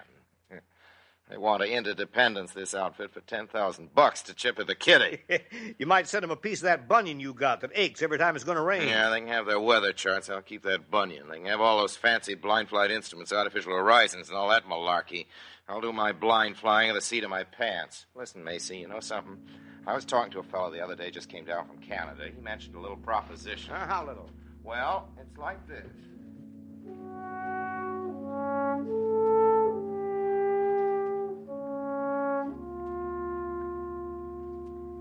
The Canadian venture didn't pan out, and he decided to come back home and take a job as an airline pilot. Hey, listen, Mom. Can you use a good laugh? What happened, son? Didn't you get the job? Oh, sure, I got the job, all right. All I have to do is go to school first, learn how to be a pilot.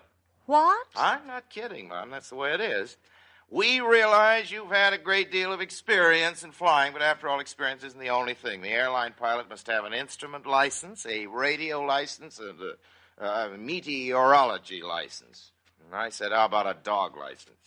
After flying crates all over Europe, the United States, and Canada for over 20 years, seems I'm not a pilot. Well, then, why don't you go to this school? What? That is, if you want to be an airline pilot. Well, I'm not washed up yet. I know where I can pick up an old crate for a few $100, and I know where I can make a living with it. How? Crop dusting. You don't have to be a pilot to do that. All you have to do is be able to fly in and out of these fields over high-tension lines and hedge hop over trees and barns all day. Nice, important, romantic work. Killing boll weevils and doodlebugs, but there's dough in it. See, it's too risky for real pilots. Now, don't go getting that look in your eyes. Georgia, Alaska, Turkey, China. You might put Pathfinder after my son's name, or even Pioneer.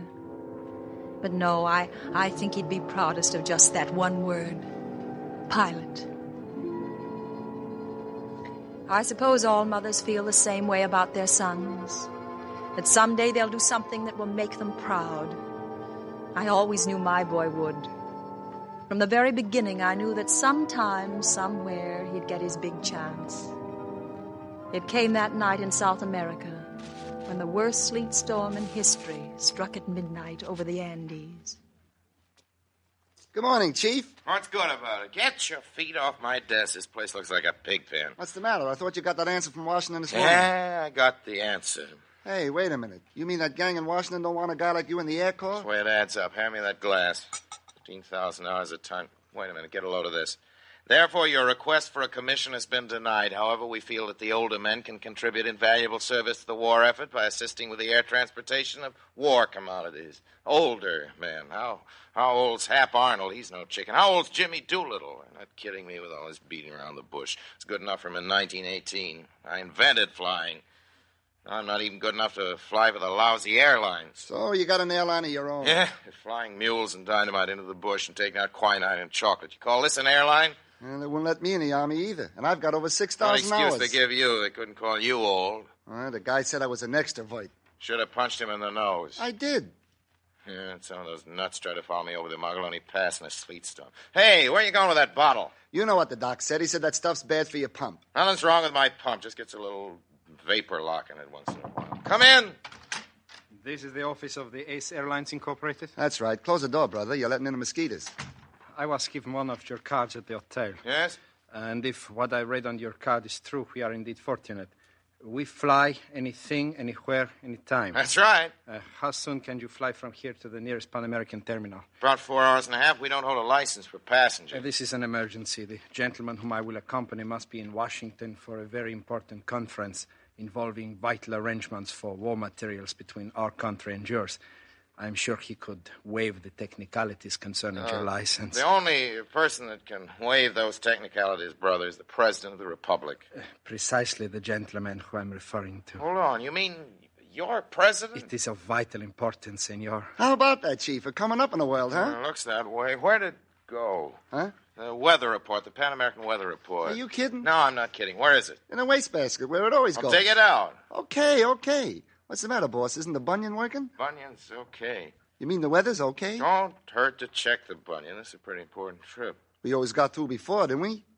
Look at that. Cold front due over Mogollon. It's 11:35. We always got through them cold fronts before. One time we won't make it.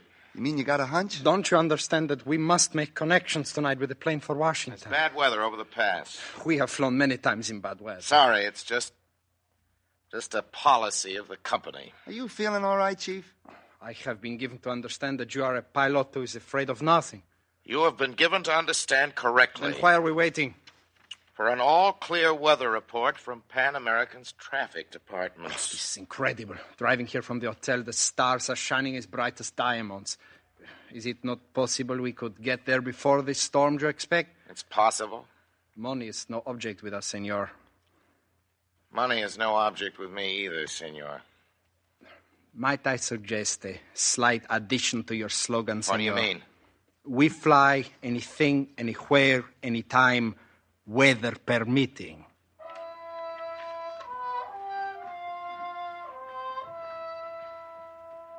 What happened, Willie? You got me, Doc. He just sat there getting redder and redder in the face. And then he went over to the closet where he keeps his brandy bottle, and it was empty. And he says for me to beat it down to the cantina and get him a bottle of brandy. Yes? Well, when I got back, there he is, dead, slumped over his desk with his head on that weather report. Didn't anything happen to get him excited and make him real mad, did there? Did there? I'll say there did.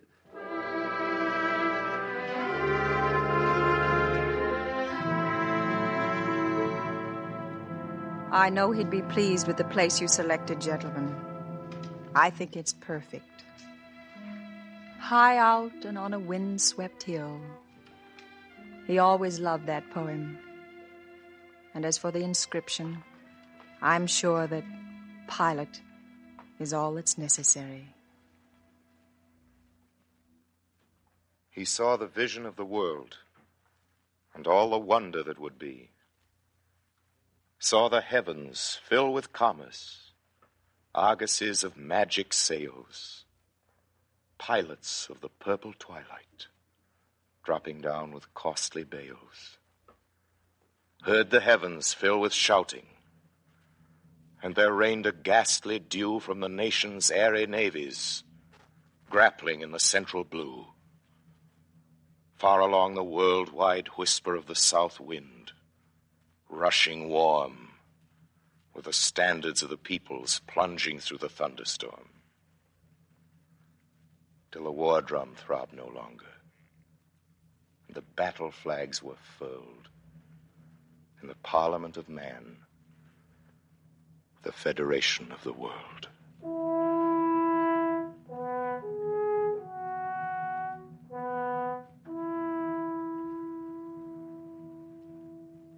Good night, Americans.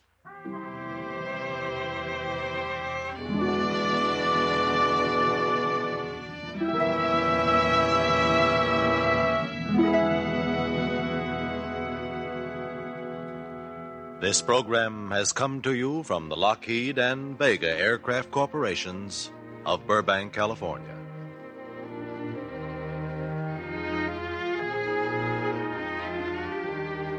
This is the Columbia Broadcasting System.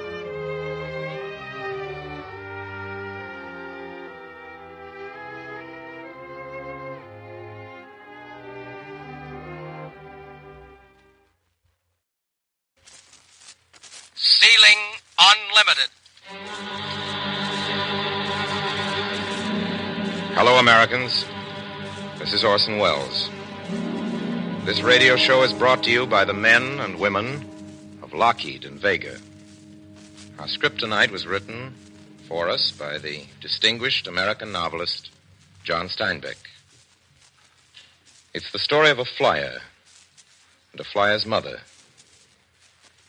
It's the story of the training of a flyer and of the prescience of a mother's love, which is older than the flight of birds.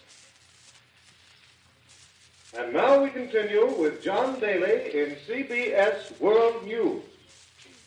General MacArthur's headquarters tonight issued a communique reporting the sinking of an 8,000-ton Jap cargo ship in the Bismarck Sea. This morning, reports told of an Allied raid on Jap shipping in Rabaul Harbor. Flying fortresses sank or seriously damaged. Morning, Mom. You're late. Sit down and eat your breakfast. You'll be late for school. It's Saturday. You forgot the day. Oh, what am I thinking of? Of course it is. Your eggs are a little overdone. Now, how did I think it was Friday? I've lost a day somewhere.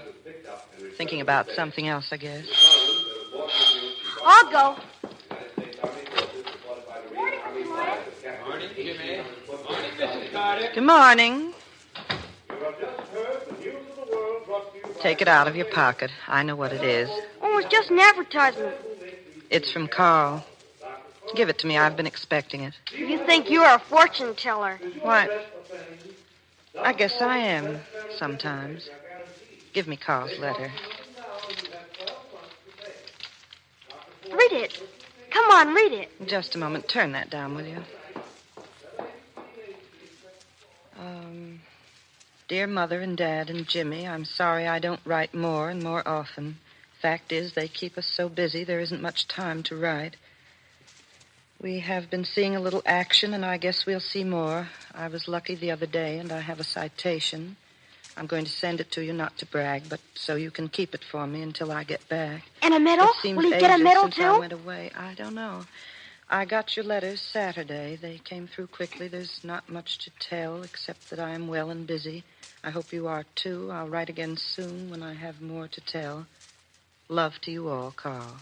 He don't tell anything. He never tells anything. That's the same letter he writes me every time. I've got all of them. I'll write again soon when I have more to tell. Why don't he say what's happening? Why, he does. What's happening then? He's well and busy. Carl's pretty lucky. He's old enough. When I'm old enough, I'm going in, too. Of course you will. Mother, when we get his citation, can I take it to school? Oh, he might not like that. Why do you want to? Well, nobody around here ever thought Carl was so brave. He isn't brave. What? He isn't brave at all. Why, when he went in... Come on, line up, line up. All right, you men. Cutting the shots next. Hurry up, next man. All right, hold out your arm. Watch it. Whoop, catch him, somebody. Yeah, lay him out. He'll come to in a minute. Next man, hold out your arm. There we are. Next man. He fainted that day. He was afraid of the needle. But the next day, when he took his typhoid shot, he didn't faint. Maybe fear is the foundation of courage. Well, he must have been pretty good. No. He wasn't neat. He never put his clothes away. Just a minute. Carter, haven't you learned to make a bunk yet? Oh, yes, sir. You call that a square corner? But I was... Remake that bunk and do it until it's right. Yes, sir. He hated to be bossed. He used to sulk at home when he was told what to do. And he was never on time for anything. What time you got, Carl? It's 10:30. Oh, clock up there must be fast. Oh, my gosh. My watch has stopped.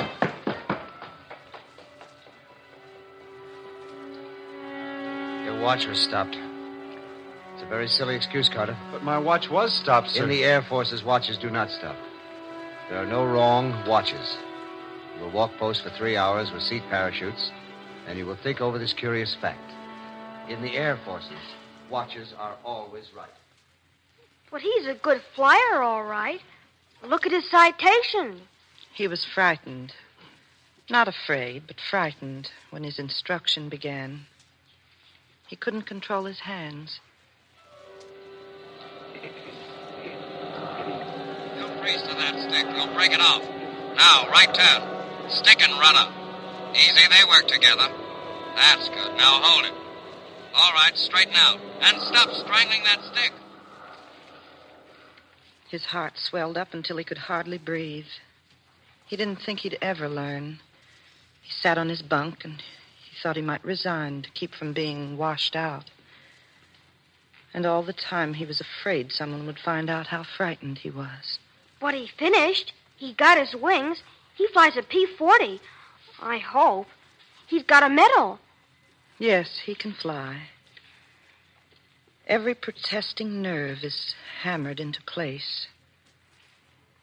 Hands that wanted to do wrong things, trained and tempered to do right things. Hours. Long, lovely hours. turning and climbing, diving, flying formation, until it's deep back in his brain. So deep that he doesn't even have to think about it. The hands and heart and nerves, all part of one thing of which the ship is the other part. I wonder if you'd rather be in Africa than Australia. I'd rather be in Africa. That's the place to be. The squadron got its orders in the afternoon. We will proceed to a port of embarkation this afternoon, and you will be on restriction for some time prior to departure. That night, his last night, he wrote a long, long letter home, 10 pages. He wrote down all his fears, his wondering whether he'd ever come back. He was on a knife edge in time and tipping into a world and a life he'd never known. 10 pages he wrote, and he tried to tell us that he loved us and that he was afraid. He tried to set for all time and for all himself what he was in the world and what his life was. He wrote about death and about fear. And when he'd finished 10 pages, he read them and burned them. He wrote, "We've got our moving orders. I am well and terribly busy. I'll write soon. When I get to where I'm going, I'll give you all the dope. Love to you all." I wonder what he did to get his medal. Oh, that was luck. The luck that comes from nerve and muscles forged and hammered into the mold of the job to be done. He was going home. He came out of a cloud, and there were 2 zeros below and ahead of him. It was just luck. He got the first one before they knew he was there. The other one turned and dived. Carl saw the pilot look over his shoulder. He could see his face looking over his shoulder. He saw the face in his sight.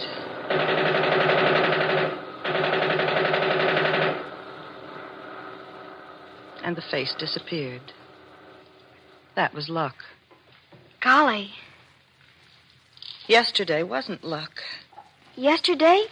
The field is small. The jungle comes close in all around, and the tin quarters are hidden under trees. And the field is camouflaged, and the ships are pulled up under the trees.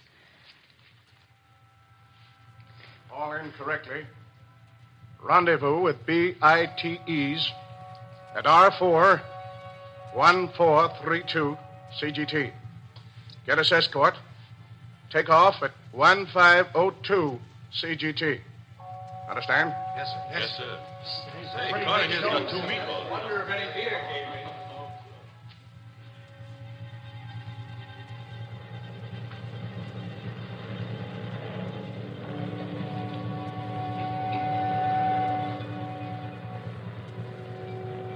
They met the bombers over the sea and on the way to the target.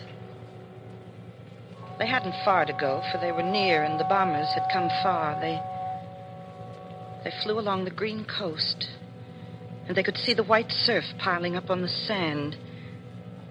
There was green water, and farther out, blue water below them. And little puffs of clouds were in the sky, and far down the coast, a thunderhead, black with white edges.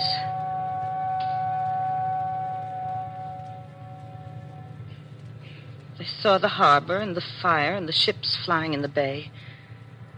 The bombers made their run, and the bombs went out.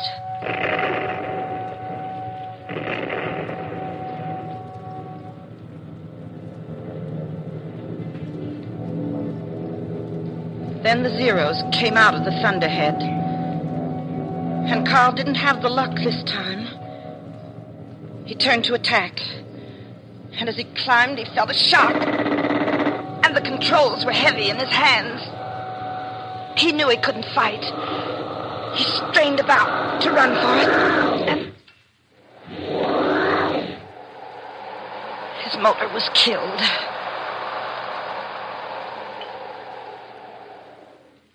Then Then what? Then what?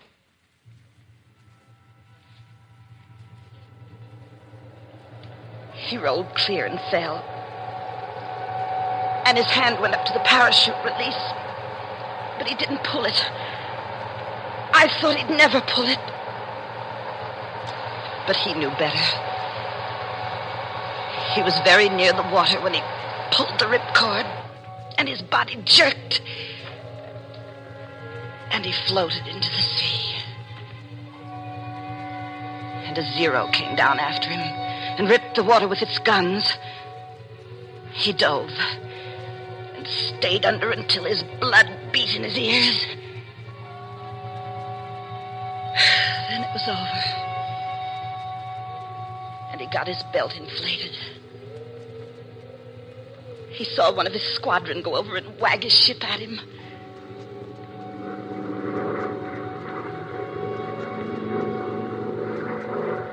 He was hours in the water before they picked him up.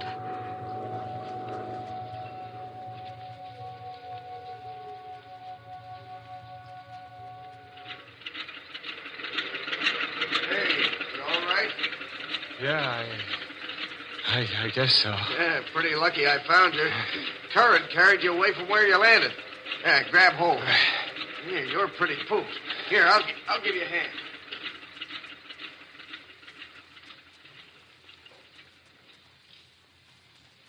Was he all right? Was he hurt? He was all right. Mother? Say, Mother, how do you know all this? I was there every minute.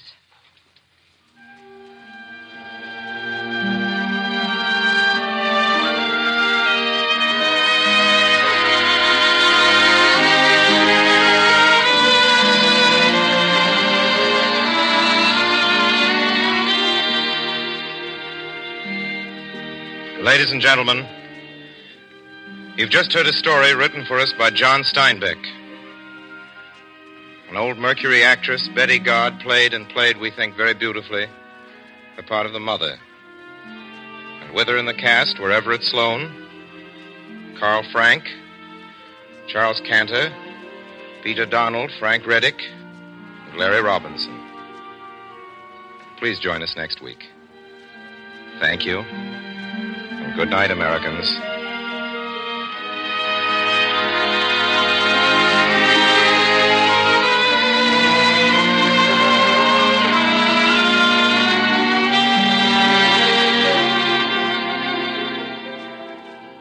This program was brought to you by the Lockheed and Vega Aircraft Corporations of Burbank, California. This is the Columbia Broadcasting System.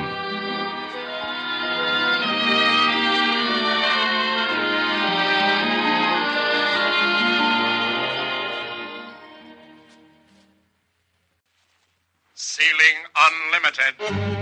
Hello, Americans. This is Orson Welles. This radio show is brought to you by the men and women of Lockheed and Vega. The next voice you'll hear will be that of Sergeant Sean Portick Ryan, rigger in the RAF, somewhere in England.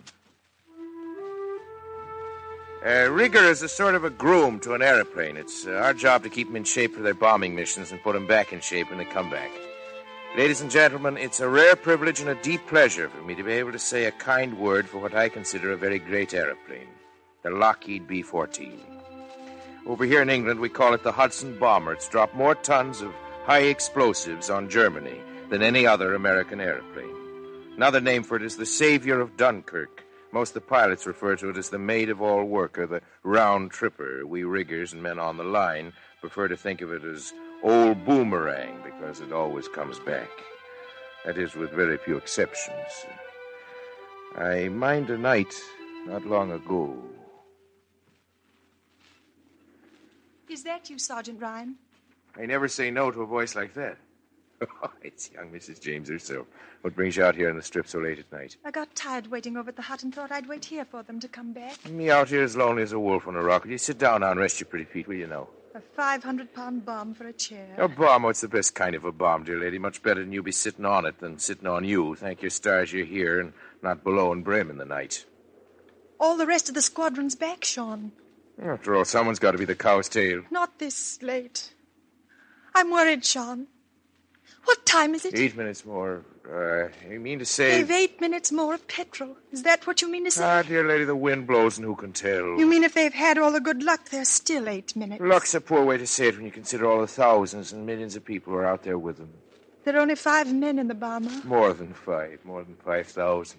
Now you're thinking of prayers. Prayers are all right. I'm thinking of deeds, not prayers. Though sometimes it's hard to figure out where the prayers leave off and the deeds begin. Take that Hudson that was scouting off the Norwegian coast. It was flying low in a thick haze and struck the sea and then bounced back into the air and arrived back home safe enough. I saw it myself.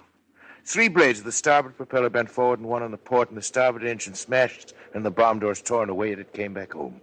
An old boomerang, just like your husband's out in tonight. Just luck. Good luck, but only luck. It happens too often to be just luck. No, I have a bit of a theory about the thing, the machines, I mean. That they're more than machines, more than just bits of metal, artfully contrived to fly. Did you ever consider where they come from? They come from America, in the province of California. Dear lady, the flying machine comes out of the earth, like everything else. The bomber's no different than a rose that grows out of the earth, but it wants care and intelligence in the growing. The bombers have always been there in the earth, but it wanted people to find the different minerals and weave them into metals on the loom of fire. That's what I'm thinking about when I say there's more than 5 in the crew of a bomber.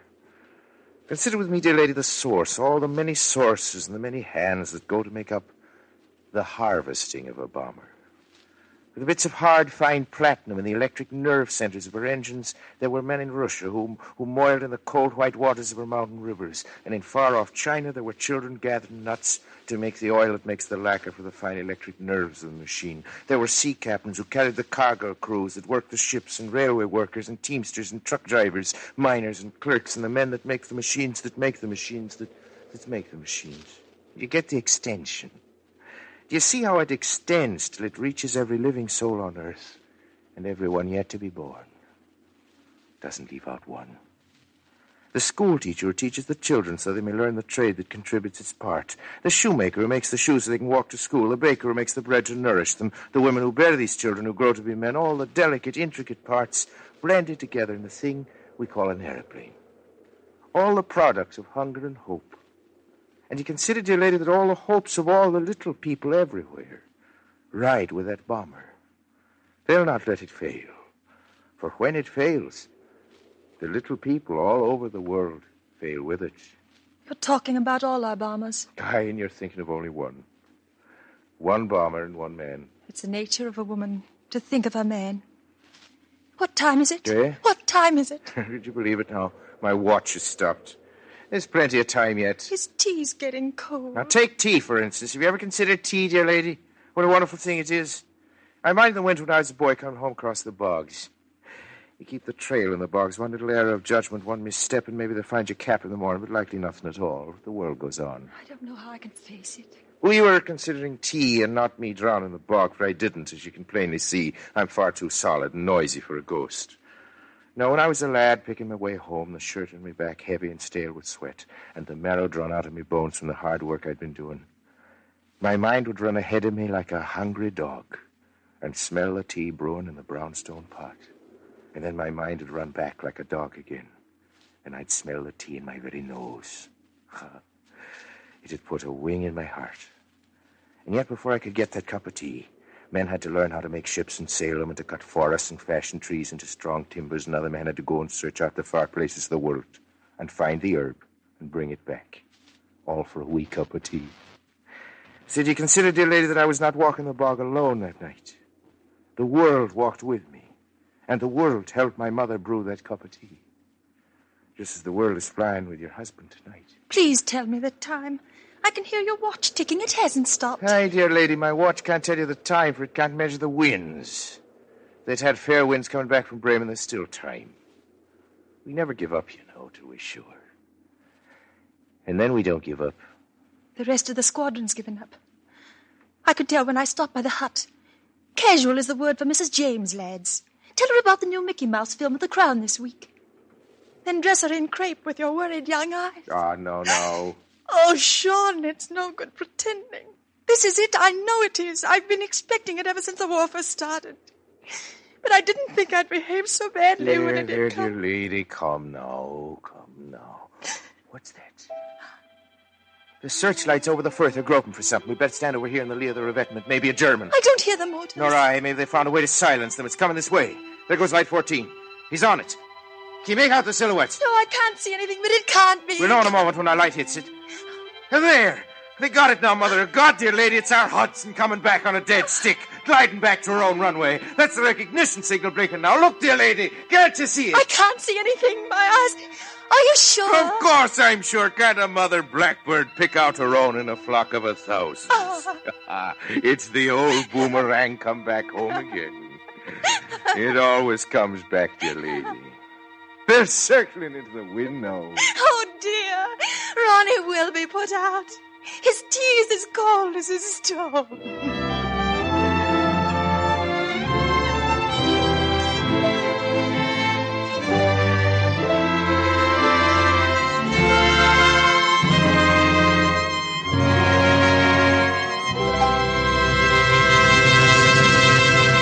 That was a story by John Tucker Battle called Mrs. James and a Pot of Tea. The dear lady was Miss Agnes Moorhead, and the rigger was played by your obedient servant.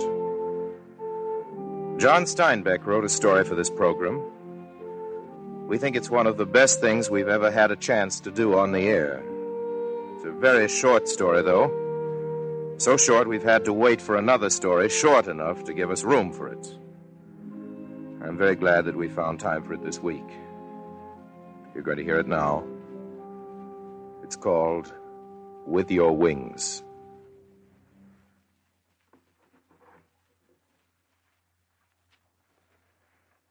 He knew most of all that he wanted to go home. But there was something at home he had to get. He didn't even know what it was. During the long, hard training, there hadn't been time to think of himself, nor to want anything. The ceremony at the end was unreal. He stood with 16 others, all of them rigid as cypress logs, and the silver wings were pinned to his blouse over his heart. There was a speech by the colonel. The half of his mind heard it. The other half was going home. He walked to his Model A Ford, got in, slammed the door. From the corners of his eyes, he could see the gold bars on his shoulders. The silver wings were heavy over his heart.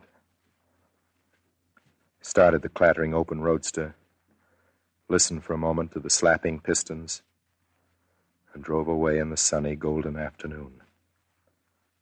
The front wheels waggled loosely. He let the steering wheel slip back and forth in his hands. A training plane flew over and banked. He glanced up and knew that the pilot was not going home. Now he was frightened of his success.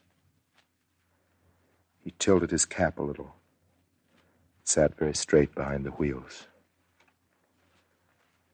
Then he turned off the highway into the rutted lane.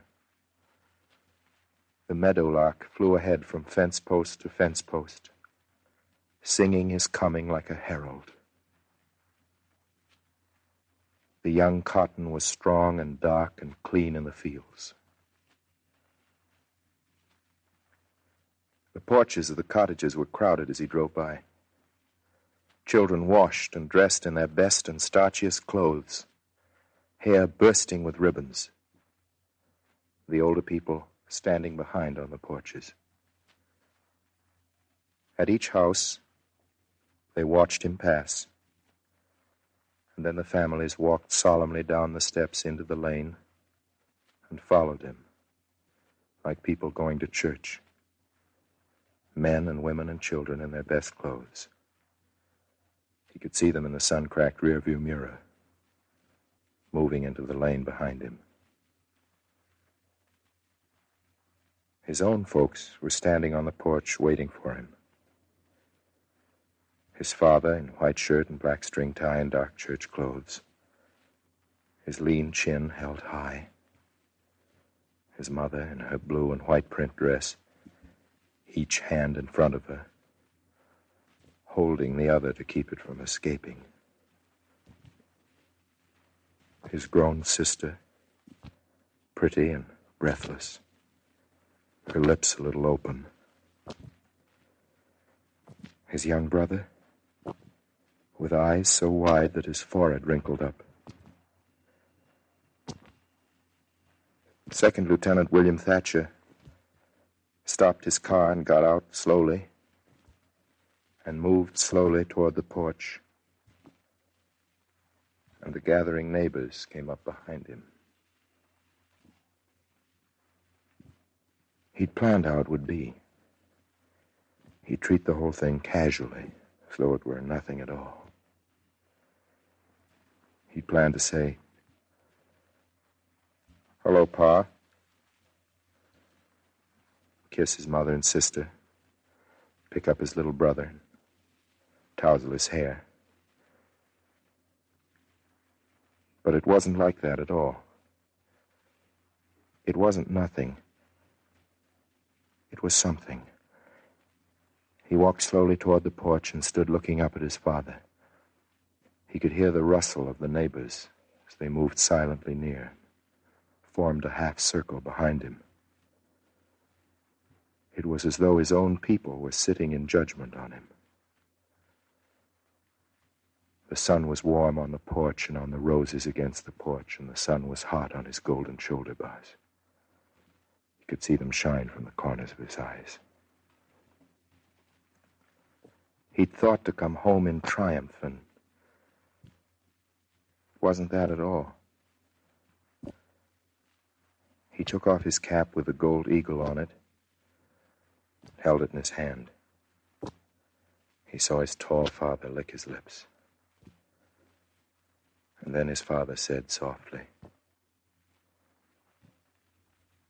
"Son, every black man in the world is going to fly with your wings." And then he knew. His breath caught sharply against his throat. He climbed the steps and went blindly past them and into the house and into the bedroom where he had grown up. Lieutenant William Thatcher lay down on the white bed. His heart was pounding. He could hear a little quiet murmur of voices in front of the house. He knew they were going to sing in a minute. And he knew now what he was to them.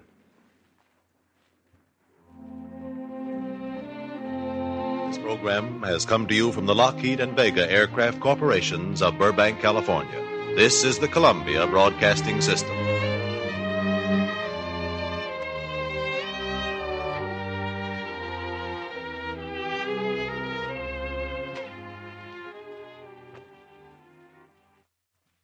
Sailing Unlimited. Hello, Americans. This is Orson Welles. This radio show is brought to you by the men and women of Lockheed and Vega. I'm speaking to you from the main waiting room at the LaGuardia Airport, New York City. The date, by the way, is February 1st, 1946. Boston, Halifax, Belfast, Liverpool, and London. All aboard. Amazon Express leaving at gate 3 in 5 minutes. Have a good trip, honey. Have you forgotten anything? No, I don't think so. You pack my raincoat in the big bag? Yes, and your Palm Beach suit and your heavy underwear. Oh, yes, and your dress suits in the small trunk along with your white flannels and warm woolly topcoat. You'll be back tomorrow night. Yes, I have to stop at Rio on the way back.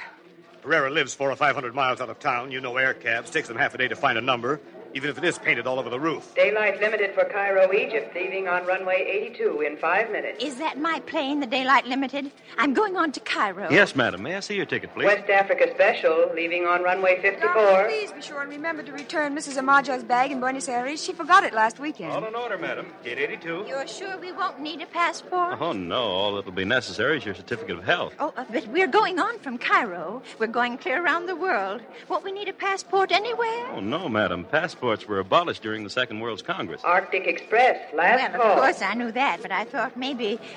what I meant to say is we don't want to run into any wars or anything like that in some uncivilized part of the globe. Well, there hasn't been a war since 19... I beg your pardon, but when's the next plane for Moscow? Oh, there's a London's Commuter Express leaving in 3.5 minutes, sir. You can change in England. Say, I left my commutation ticket at home this morning. Can I buy a one-way ticket? Eastern Express making connections for India at gate 9. word about the South American Express? I'm not taking it, don't you remember? I have to go to Lisbon first. Oh, of course. That's why you took your raincoat. Well, have fun, and I'll see you tomorrow night, unless you call. I've got a month vacation coming up in July. Think I'll take the family over. Got an 8-year-old boy who's never been to China. Australia Special leaving in 3 minutes, gate 6. Last call for Daylight Limited. Dear me, I'd better hustle. Oh, take the pneumatic conveyor to runway 32, madam. You've plenty of time. Landing strip's only 2 miles away. You be careful flying back home, and please, dear, watch what you're doing when you put the plane in the garage. Goodbye, darling.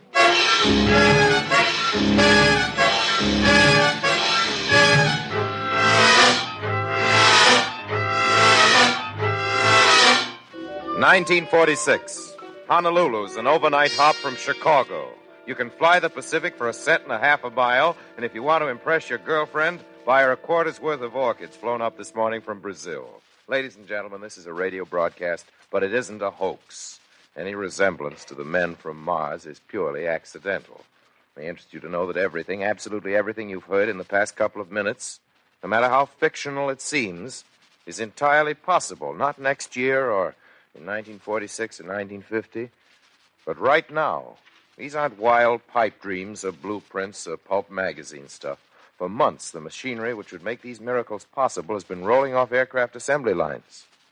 Just now, of course, our airplanes have more important things to do than to take you to Rio for a weekend.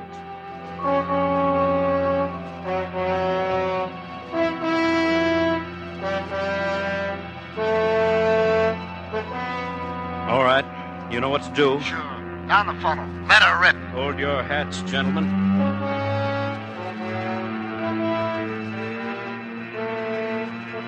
Steady.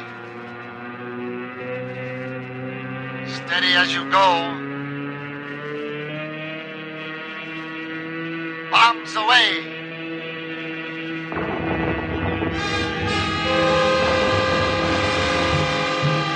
Solid, Jackson. That Jap battleship is one dead duck. That's it, gang. Everybody bail out. Orders. How about you, Cap? Take care of yourself. Don't worry about me.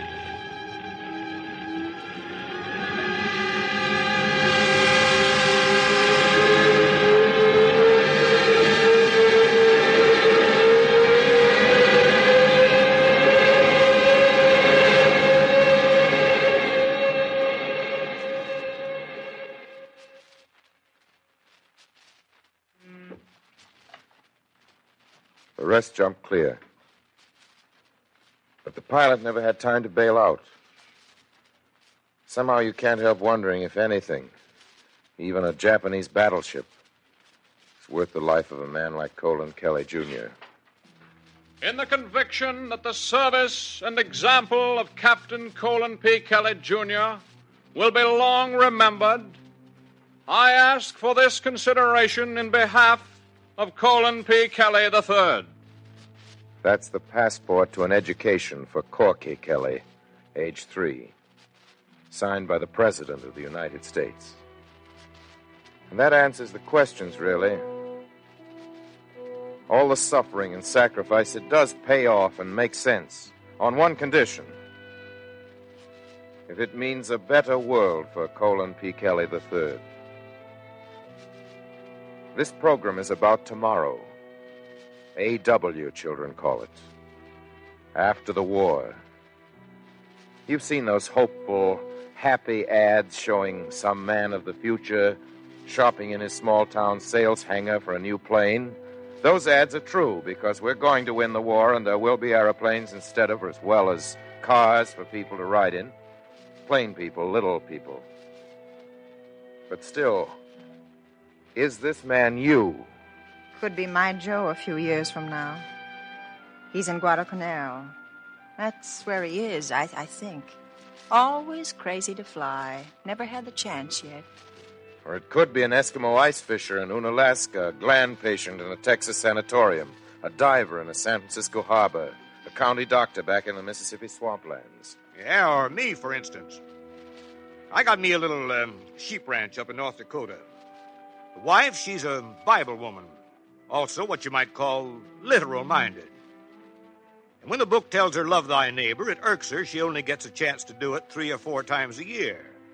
That's when we make the trip to Chickasaw for supplies, meet the Davises that live just around Bear Point, 70 miles up the pass. I got a hunch it ain't just because she feels it her duty. She really does enjoy it when her and Mrs. Davis get together, give each other pot holders they've crocheted, and swap yarns about what they've been cooking the last few months. I know Harry Davis and me has a good time. After the buy-in's done, it's a glass of beer here and chocolate bar there. And always, no, it's got to be my treat now. Till before you know it, it's late afternoon, time to be getting back. Now, the way you were talking, why, I suppose we could be real neighborly. Just fly across like how to do and visit the Davises at their place. Oh, yes, you could be neighborly. This earth would bow, furling its mountains and its miles while you slipped over to call on the Davises. There'd be other neighbors for you, too. Down in Colorado, over in Ontario. Distances cease to be the limbo beyond Chickasaw Corners. Become just the swift little breezes sparkling past your wings. The advertisement, that picture of the man, whoever he is, buying his little plane, becomes an expanding dream. The transports, tomorrow's work planes, flying that Eskimo to the University of Chicago, beating death to the bedside of that country doctor's patient. Higher and swifter, flashing through the dead shadows of national boundaries and man's abject isolation from his neighbor. But, Mr. Wells, how do we know our kids are going to be better off? How do we know it isn't going to happen all over again in another 20 years? Worse than the last time. What are we really fighting for?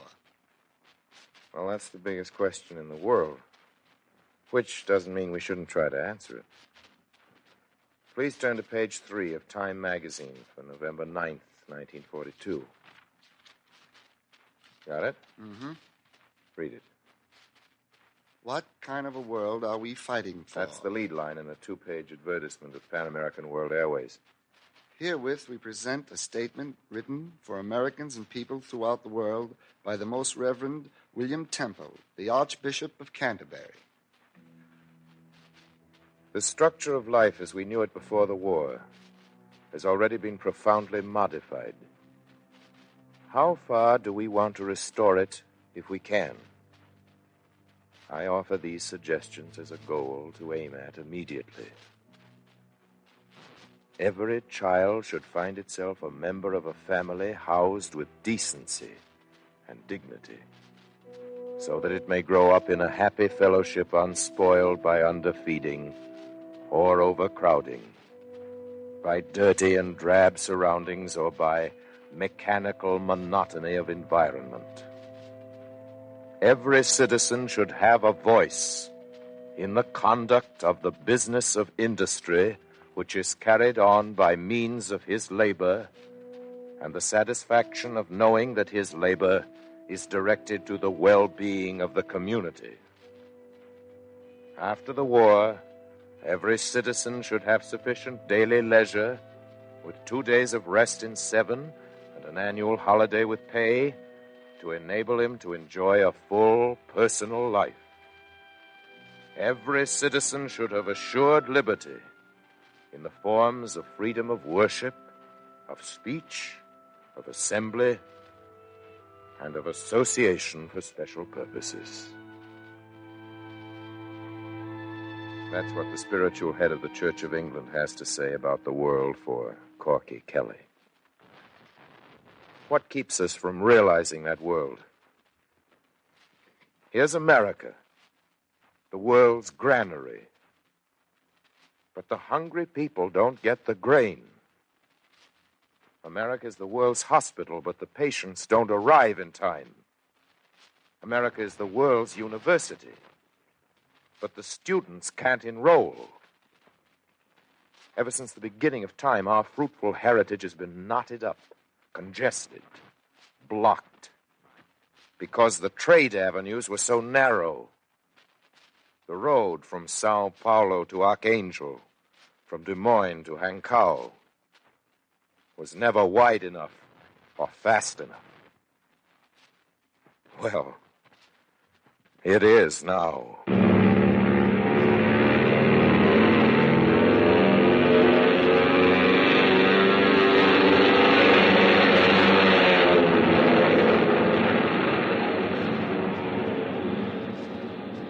heard that sound many times on this program. It's a simple sound effect. We've tried to make it more than that. We nominate that noise as a flag for the future. A trumpet call announcing tomorrow. The day to come when the bomb sites are dismantled and the guns are taken off and the steel armor removed, and man, the common man whose century this is to be, rebuilds his cities. Tomorrow. Just between us, Corky, I'd swap lifetimes with you, sight unseen.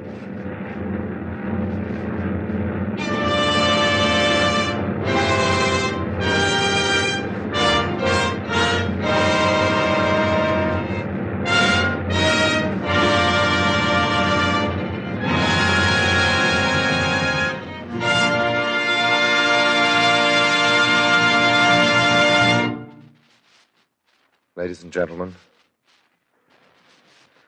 this series of broadcasts is continuing at this same time.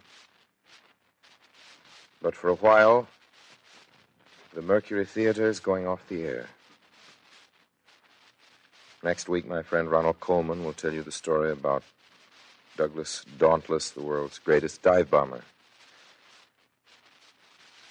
We very much wish it were possible for us to go on writing and producing these radio plays.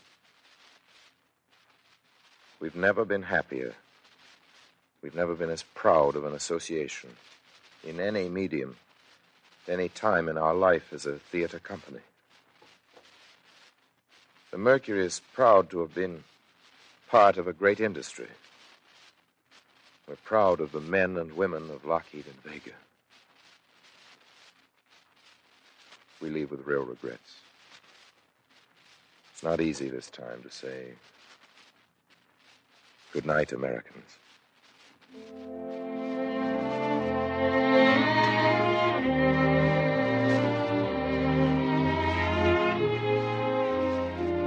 This program has come to you from the Lockheed and Vega Aircraft Corporations of Burbank, California. Be with us again next Monday night when Ronald Coleman tells the story of the Douglas Dauntless. This is the Columbia Broadcasting System.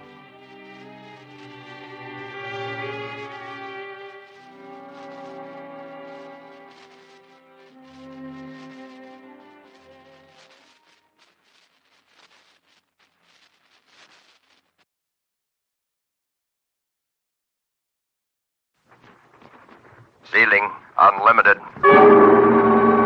Man has always looked to the heavens for help and inspiration. And from the skies, too, will come his victory and his future. Hello, Americans. This is Orson Welles, speaking for the men and women who make Lockheed and Vega aircraft.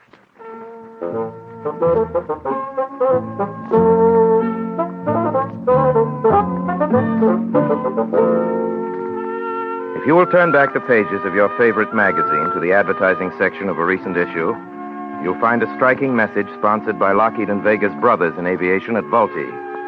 A message based on a most provocative illustration. The fellow with a familiar small mustache, the lunatic fringe of hair, the paranoiac eyes, reaching for the globe, while four phantom figures watch him anxiously. King Philip II of Spain, Louis XIV of France, Napoleon, the Kaiser, looking on in envy as the madman reaches out to put a strangling grip upon the world. And underneath the captions, simple and significant, Hitler came the closest. Well, that's true, of course, he did. And how do you think the others feel about it? Philip, Louis, Napoleon, the Kaiser. The other four who might have ruled the earth. Where are they now? Into what far corner of oblivion have they retired? What are they thinking as the tide of centuries rolls by? Excellency, if I may ask it, why have you invited us to attend this conference? Ah, Monsieur Napoleon, restless as always. Are you uncomfortable, perhaps a little warm? Believe me, you'll get used to it in time. Another century or two. But, Senor, for a conference like this, where are the others? Caesar and Charlemagne. Yeah, or Genghis Khan. Oh, I could have asked a dozen others like yourselves, but most of them are rather old. You four, I thought, would be the most compatible, having so very much in common. Monsieur, I trust you do not class me with these paltry fellows. Senor Napoleon, you speak of Philip II of Spain. Look to your manners, sir. I am the oldest here. The oldest? Yes, the oldest, not the most important. I have more pages in the Encyclopedia Britannica. Excellency, is not that true? Quite true, Monsieur Napoleon. A most absorbing record filled with the greatest victories. Barring Waterloo, of course. Waterloo. Why must you always remember Waterloo? No man ever faced a judge. The world was leagued against me then. What of my world, monsieur? Have you not heard of the Grande Alliance? All those nations banded against Louis XIV? Yeah, me too. In 1918, I'm fighting the whole world. Senores, believe me, it is not how many, but how strong those stubborn Dutch. How can you reckon them against Gentlemen! Thank you. You understand, of course, I do not underrate the work that any of you did for me on Earth. Of course, comparisons are always odious. To whom could you compare us, sir? Well, there is a man on Earth today, a genius of a fellow, an organizer. He plans to turn the whole world like a mill and grind out what he needs. What, the entire world? Oh, yes. And even that might not be quite enough for him. He even looks on me with something of disdain. He thinks my red flannels are a bit old-fashioned. I'm afraid he hopes one day to take my place. To rule here in your place, monsieur? Who is this man? If you will turn your attention to the wall, look at the map. A map? Oh, I had not noticed this before. Natuurlijk, Wilhelm. It wasn't there. Caramba, this is a strange map, senor. Yes, Philip, a very special map. It breathes and pulses with the world. It trembles, shudders, sometimes even cries aloud. If I may say it, sir, this is a devilish clever thing. Monsieur Napoleon, you flatter me. Look at the map. Some parts are turning red. Why do they turn red, monsieur? Oh, at times your ignorance is monumental. It's blood that turns those countries red. The blood of men and women, flowing as only rivers flowed in your benighted days. All this is blood. Look at the map, Monsieur Napoleon. Starting there from Germany, see how the bloody torrent races on. See how it sweeps upon the Czechs. You hear those cries? Those are the cries of Lidice, despoiled and ravaged, ground to dust beneath an army's iron heel. Yeah, this is very systematic. That distant thunder now, that's Poland, Warsaw. Such a proud and lovely city, crumbling in upon itself. The ghetto and the boulevard at last, united in their common ruin. Rather thorough, don't you think? Where next? Next to the north. Norway takes a mere few days, you see. Then south again, the lowlands, Rotterdam. Oh, stubborn, though. But this time, Philip, their stubbornness is no defense. In 30 minutes, 30,000 of them die. 30,000? Santa Maria. No, don't thank her, my friend. Thank me. My friend. You did your best on Earth, of course, or should I say, your worst. But possibly your talents weren't scaled for things like this. What things, senor? Great battles that are named for oceans and for countries, not for streams or towns or puny villages as they were in your day. Death multiplied 1,000,000 times. Whole centuries destroyed in half an hour or less. Yes. This fellow Hitler serves me very well indeed. Hitler. I do not recall the name, monsieur. What is his family? Well, Louis, there seems to be some doubt about his ancestry. Yes, senor, to do all this, he must be a most great general. Natürlich, Philip. Is he not trained in Germany in my war? Wilhelm, in your war, the fellow was just a bad corporal. I like to think his training came from me. Hitler. Monsieur, which Hitler is this one? Hitler first or fourth or eighth or what? Those foolish men on Earth. They say he will be Hitler the last. But first or last? You mean for him to conquer all the earth? That is my plan, Monsieur Napoleon. Oh, what a pretty picture that will be. All men reduced to craven slavery, food bought with tears and suffering, new life created just to be destroyed, in spite of the resistance of such people as the Free French, the English, the Norwegians, the Russians. Monsieur, you mean this Hitler has invaded Russia too? Oh, yes. Monsieur Napoleon, my sympathy, if that brings certain bitter memories to you. Oh, it will to him too. Excellency, this is where he fails. He makes the same mistake. Oh, no, my friend. You see, he has an instrument you didn't have. A new weapon, senor? A new gun, yeah? Oh, more than that, much more. Something that projects through time and space, that reaches to the furthest corners of the earth. With such a weapon, I could have ruled the world. Why did you give it to him? Ah, but I didn't, Monsieur Napoleon. I didn't give it to him. It was designed to be an instrument of peace and brotherhood. But mankind put it squarely in his hand and begged naively for their own destruction. But, Excellency, of course, they didn't realize it at the time. That's precisely where my Hitler's genius lies, to take an instrument they meant for good and warp and twist it to my ends. Those silly, stupid men on Earth. They thought they could escape me in the skies. They spread their little mortal wings and tried to fly. And then I spoke to him, a little whispered word that made him smile in gratitude. How well he understood. How happily he took those human wings and made them beat with fury and with rage, the very wings those other foolish ones had built in joy and hope. Believe me, gentlemen. Majesty, your humble servant. You have returned most opportunely, I should say. What have you to report? Nothing, Majesty. I had no luck at all. You went as I directed you? Oh, yes, Majesty. I traveled far and wide through all America. Yes? I went to Vultee first. Yes? The women working at the machines, I thought they'd be the easiest. Yes? I reasoned, pleaded, tempted them in every way I knew. Well? They wouldn't stop their work. They simply smiled and said, "The devil with you." And what about the men? I went to Lockheed, Majesty. Those men were difficult. I whispered to them. I said, "I work so hard, they'll pay you just as much money for less work. What do you care what happens later?" What did they say? All the same thing, Majesty. They said I could go straight... Enough! You failed me then. I couldn't help it, sire. If you could see America awake, aroused... Excuses, nothing but excuses. Begone, you did. Out of my sight. Fools, you fools! That woman and that man are making planes. Planes, monsieur? Yes, planes. The instrument I hoped that he alone would use. You gave Hitler that advantage? How else could his greedy fingers span the earth? How else could he come so close to all the things you dreamed, but never did? How else but through the air? So close. Not have failed so miserably. Ah, then he fails too, as we failed. I know America. They'll answer him 5 planes for 1. Destroy him in the very flames I showed him how to light. One day he'll merely be a name that's gone, like all the rest of you. If I may say so, sir, he'll make a notable addition to our group. I doubt if he'll enjoy it much, monsieur. For one who fails me so colossally, I have a plan. A very special plan, no doubt. A very special plan. One day I'll give him all airplanes that are made. Senor! And all the guns and powder, all the armament. Monsieur, you can't. It isn't fair to us. Senor, you give him everything. Yes, everything. Everything but men. No men, monsieur? Since he has learned to hold all human life so cheap. No men. No men. Excellency, my compliments. A most ingenious plan. No man.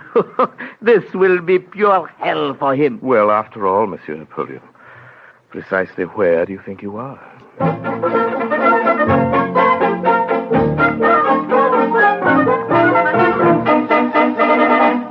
Any further orders, Majesty? Or is that the end of it? Is it the end or just a new beginning I must make? You see, I know the world rather well.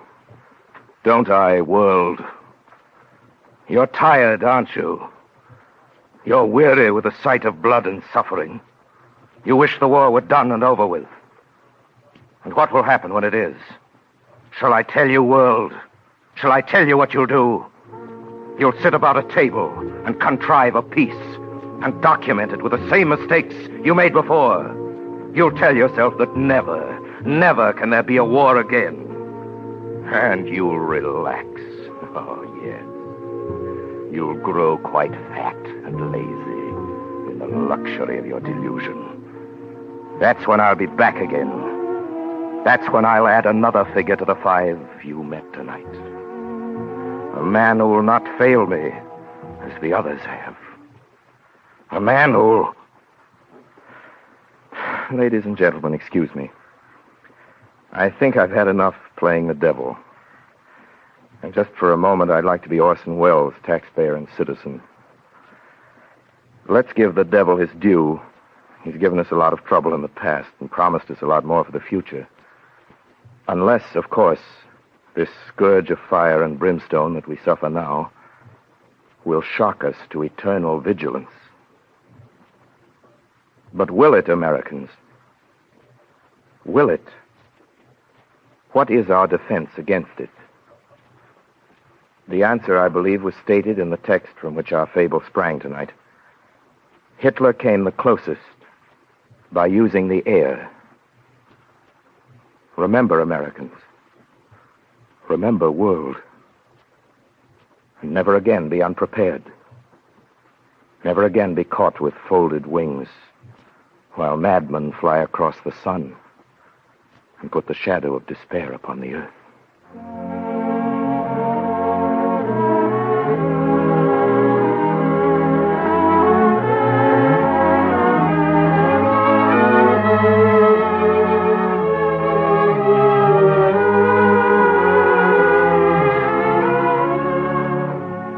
Ladies and gentlemen, I'd like to say here how very nice it is to be back again, even for a short visit, with my old and good friends who bring you this program.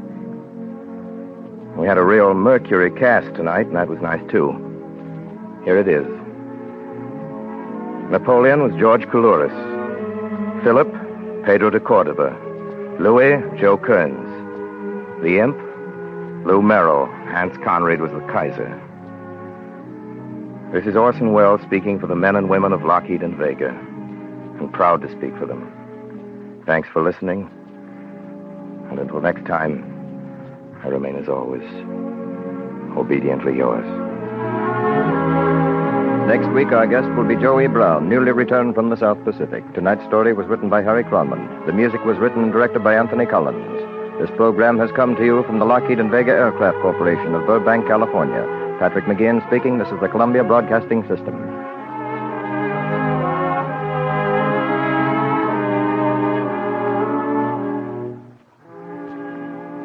That was Ceilings Unlimited starring Orson Welles. Orson Welles had other popular programs like the Campbell Playhouse, Mercury Theater, The Shadow, and several Shakespeare plays, but we wanted to play his lesser-known programs. Well, that is it for this week for Airchecks. Airchecks is normally a 3-hour podcast that is uploaded every Saturday and played on the K-Tai radio network every Sunday. See you at the same time and same channel.